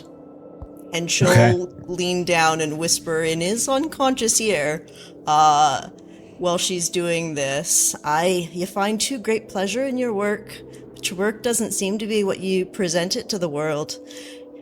Your work is to bring fear, pain, and control everywhere, so much so that those who follow you fear you and warned us away from you. I can't trust you. I think you're a monster, so you're going to stay in here. And I'll say Poe doesn't stop you. Maybe he just walks past, and maybe he doesn't nod or anything, but maybe just watches what you're doing and kind of with a grim look on his face, and then just doesn't interfere at all, doesn't say anything about it. And she'll look at Poe and go, tyranny requires constant effort, and sometimes we need to do stuff about that. Very true. Very true. And she'll yell to the other ones, okay, they're all in their alcoves. Snaggletooth, I think you best go rest in one yourself. Just take a break. We'll deal with the rest of this. It's gonna be all right, friend. We're gonna figure it out. I'll help you. Morgan will help Snaggletooth over to an alcove. Okay. So you set down Snaggletooth in the alcove. Poe kind of moves over towards where the apparatus is.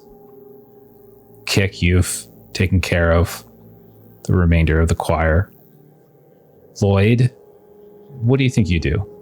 I'd help Poe and his ritual, or the steps needed to be taken. Okay.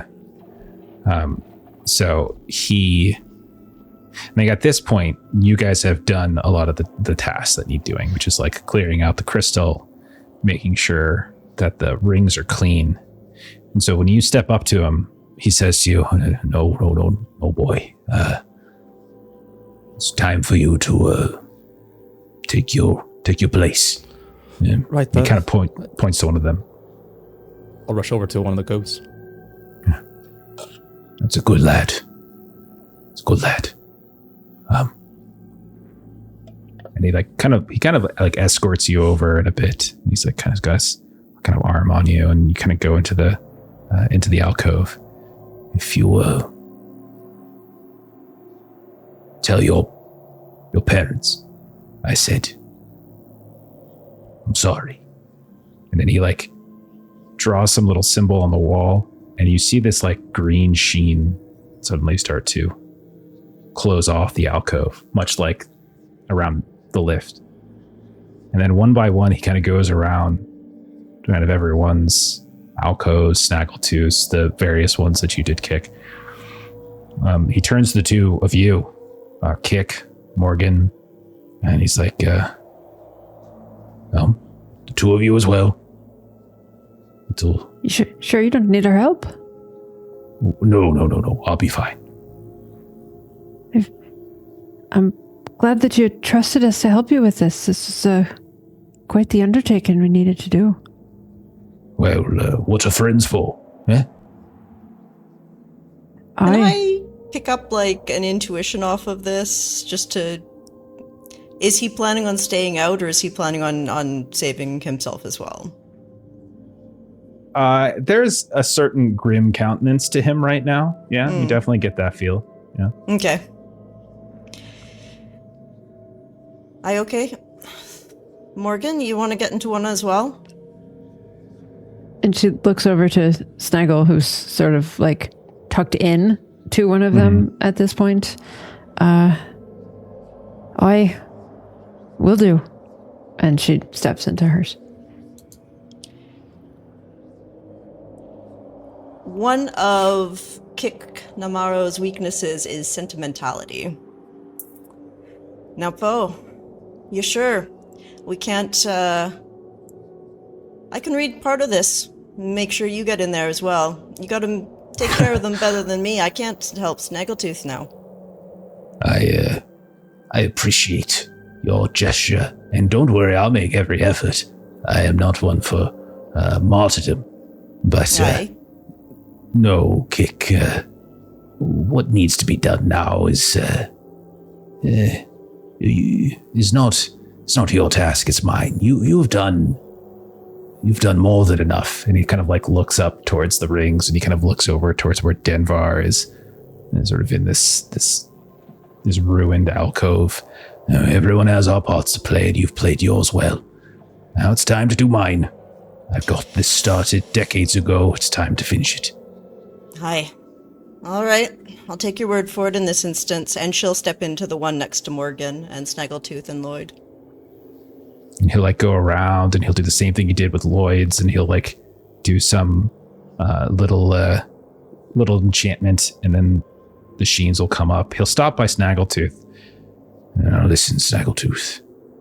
You're going to have the hardest time of all. The voice will be with you. I can't say for how long.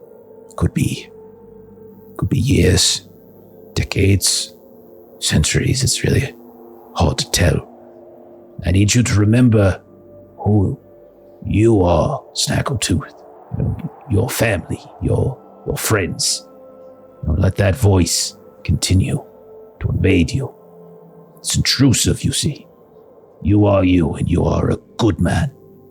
Yes? Yeah. Okay. All right. None of that now. And don't worry, I have a suspicion, based upon what you found, that you might not be facing off on it all on your own. And he kind of like looks over to some of the alcoves. You might hear some friendly voices in your slumber. Yes? Okay. Good. Is there any chance that he sees that Oren is not in a good alcove? That's up to you. Do you think you would be actively looking for it? No, probably not. If it was something that could come up, he would go do it, but probably not. Okay. All right. If that's the case, then you probably don't have a vision of which one, who's in what, right? You might see like Morgan or Lloyd, but you don't necessarily see anybody else. Okay. So all of you are like looking through that sheen, that kind of weird little veil, and you can see Poe goes over towards the apparatus. You see he stands beneath it. You see the swirling orbs that manage to illuminate the dome.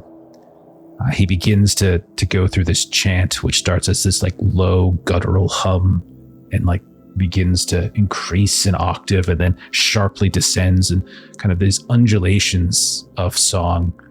And that's when, Kick, you notice that those brass rings that you had worked on and repaired begin to suddenly start to spin and spin and spin. And this whole time, like, he is continuing to change his voice in ways that you probably aren't familiar with. It's not the most, it doesn't sound to you all like the most joyous song to begin with, but there's certainly like musicality to it, the notes that he's holding.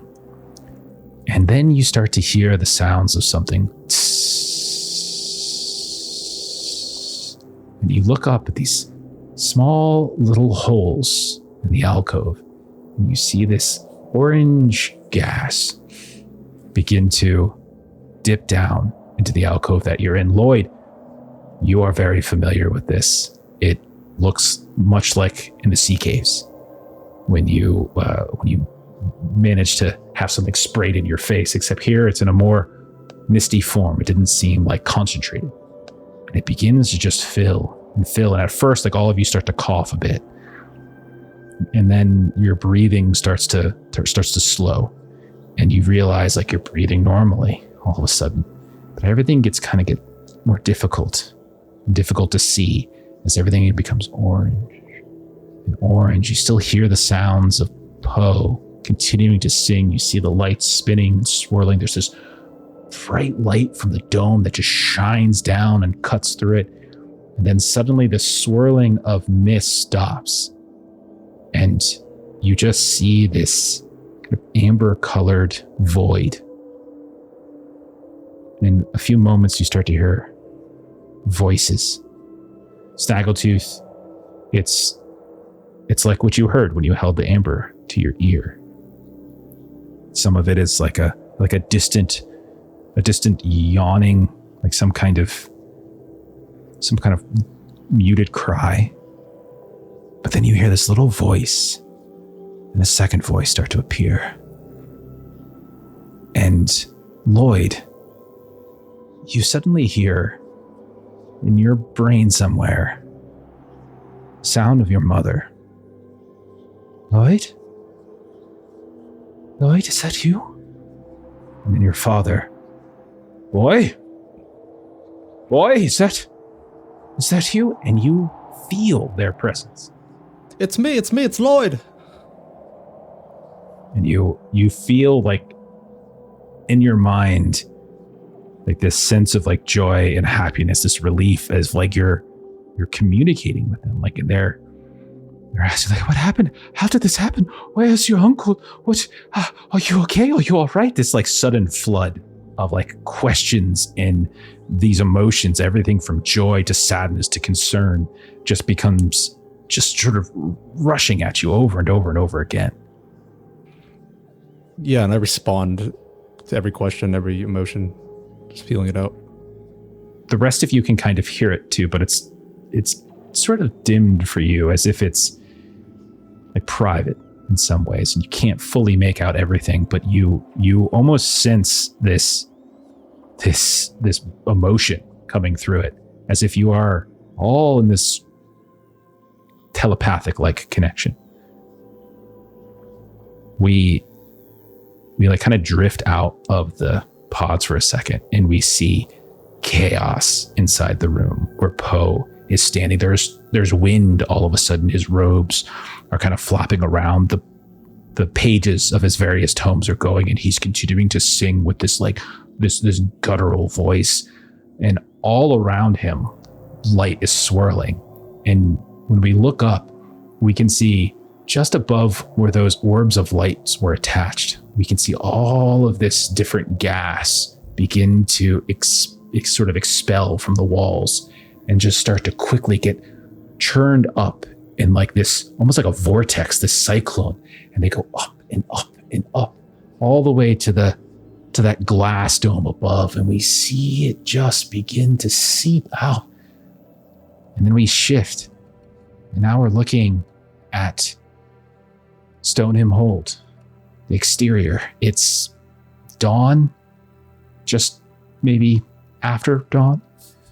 And we see coming out of it and just flooding down from Stoneham Hold a familiar image to Kick. Same image that she was gifted as a vision, as this mist just roils down the side of the mountain like an avalanche. And it just goes swirling down. See it going down the ridge. We see it filtering and seeping through the various trees of the forest. We see it kind of move out and over top of the Lake Umbra. We see it over the rivers. We see it through the streets and the farms of Aberlin. We see it continuing to like venture northward, like up the mountains to the mountain clans, where we see these like hardy stone abodes where Kick's people are from.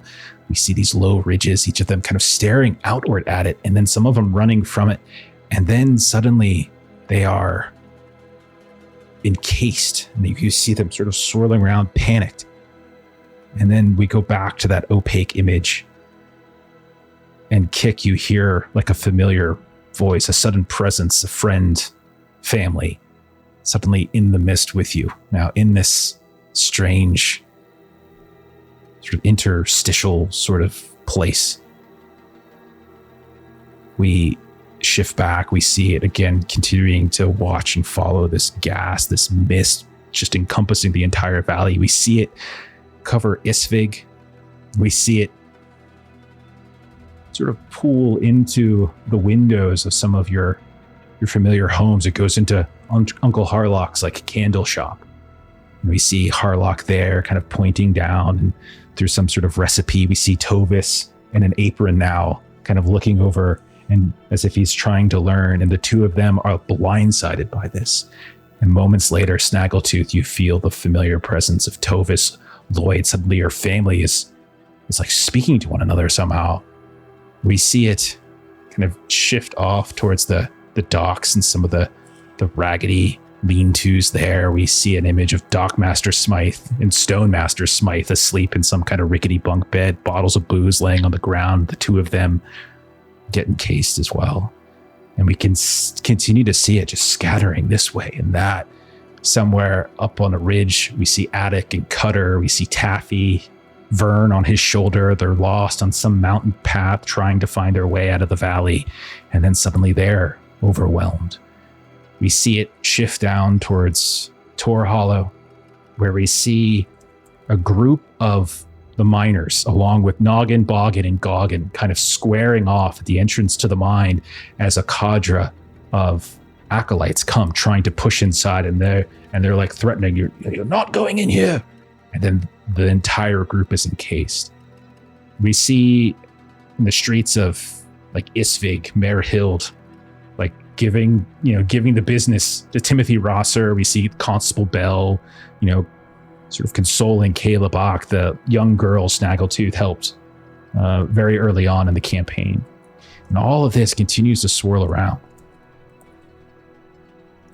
Kind of zoom up a little bit more and out, we can kind of see a clan of rock giants sort of climbing off of these northern mountains, these snow-capped, ice-capped mountains, and they plunge down into these icy waters of the northern sea, kind of like wading across, trying almost quickly and just like racing through this icy water, heading towards this northern pole. We see Kael'thir and Adraka kind of descending into this earthly cave, past these cocoons made of twisted roots. We see other elves and Hickory Jack in these little pods, sleeping, slumbering. We see Auntie Eldrin leading this group of undead Toranok deep into the old forest with its dark and gnarled and twisted trees. We see them passing through some kind of strange ruined archway made of glassy obsidian. And then the last image, as we look to the east, we see on the horizon this dark storm building over the ocean, Morgan, where your dear fiance was lost at sea.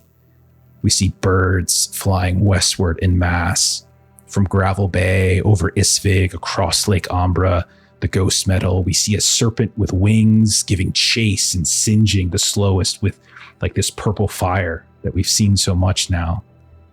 And then below on the ground, we see it start to shake. We see homes begin to wobble. We see small cracks begin to open in the earth. We see an entire farm just begin to dip down into the earth as a cavern opens. And that is where we're going to go ahead and end Legend of the Mist, with you all having triggered the stone him hold mechanism and saved most of the people of this valley from certain calamity. Gosh. Bravo. We absolutely amazing. Hey. We took the hard road, the failed a lot of rolls road to get here, but we did it. So many failed rolls. You guys crushed it. Mission accomplished. That, dude, your roll on Denver, holy crap, man. I know. Yeah, that was Right on the amazing. back, just a $5. That was great. That was really lucky. Yep. Yeah.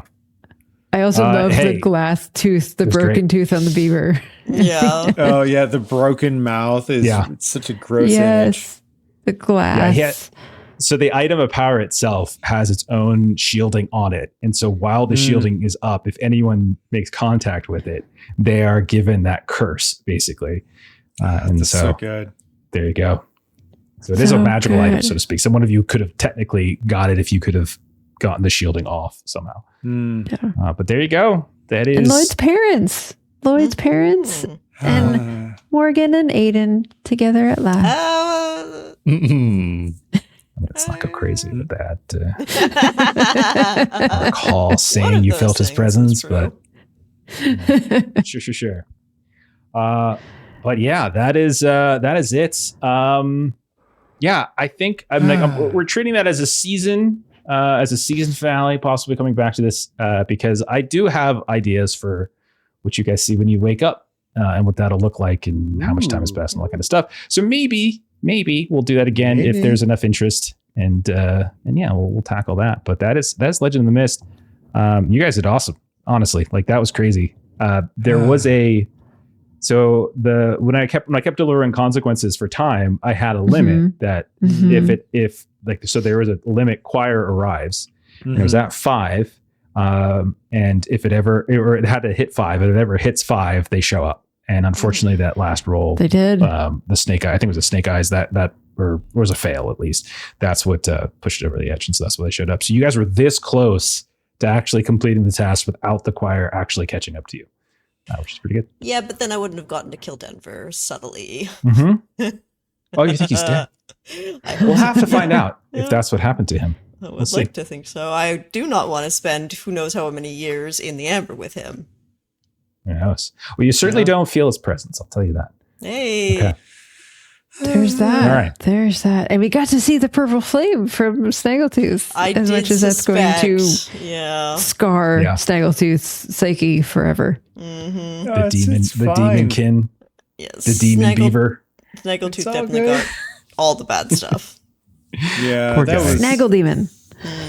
I love trying to save the person turns into burning them alive. That was the snake eyes. Yeah, that was the snake eyes. Because I just figured, like, what's the worst outcome Yeah. for No, something? that was Yeah. perfect. It's like, oh no.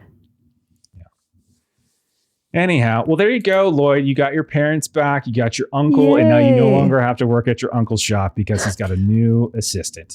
It's a win-win-win. It's a happy Love ending this. for Lloyd, right? Oh man, everything's turning up Millhouse for you. Okay. All right, let's do a couple close-up plugs. We'll get on out of here. Next game we got on tap is going to be Saturday. We're going to play some Call of Cthulhu, which also could be a finale. It's at least 70% likely that's the finale episode. We'll see how it goes. Monday, we might do Somewhere in Danger. Joe might not be available, so we might do something else. We'll see. And then Tuesday, Kick. What do we got? Or Kick. Gifts. What do we got? Wow, this is all Well, I am to you I now. wasn't wrong. I wasn't incorrect Yeah. technically. We have some Wild Sea where we've got a bunch of sailors of the Verdant Sea going around and exploring a sort of the treetop canopy sea, where Jeff is very much the opposite of me in D6 games and can't fail, where I can't succeed. Mm-hmm. I think it's even better that it's happening on a digital tool so that it doesn't matter. I can roll a die. I can roll a digital tool. I know Just crushing it it. doesn't matter. Yeah. I know, it's just sixes across the I board. love D6 games. That's why I designed a D6 game because D6 is fun. D6s I like don't D6s. like me that Can you- much. Yeah. Well, Yeah. you know, Well, D20s aren't a big fan of me, so that's probably why I avoid them. So I guess it all works out in that way. Balance. Yeah. Okay, and then next Thursday, something. Eventually, I think we are going to play some Coriolis. I don't know if we're going to start that next week or not, but yeah, something. We'll figure something out. But that's it for us. Have a great rest of your night. Have a great rest of your weekend. We're going to raid someone here in a second, so we'll see y'all later. Thanks for watching, and bye bye. See you in the next one.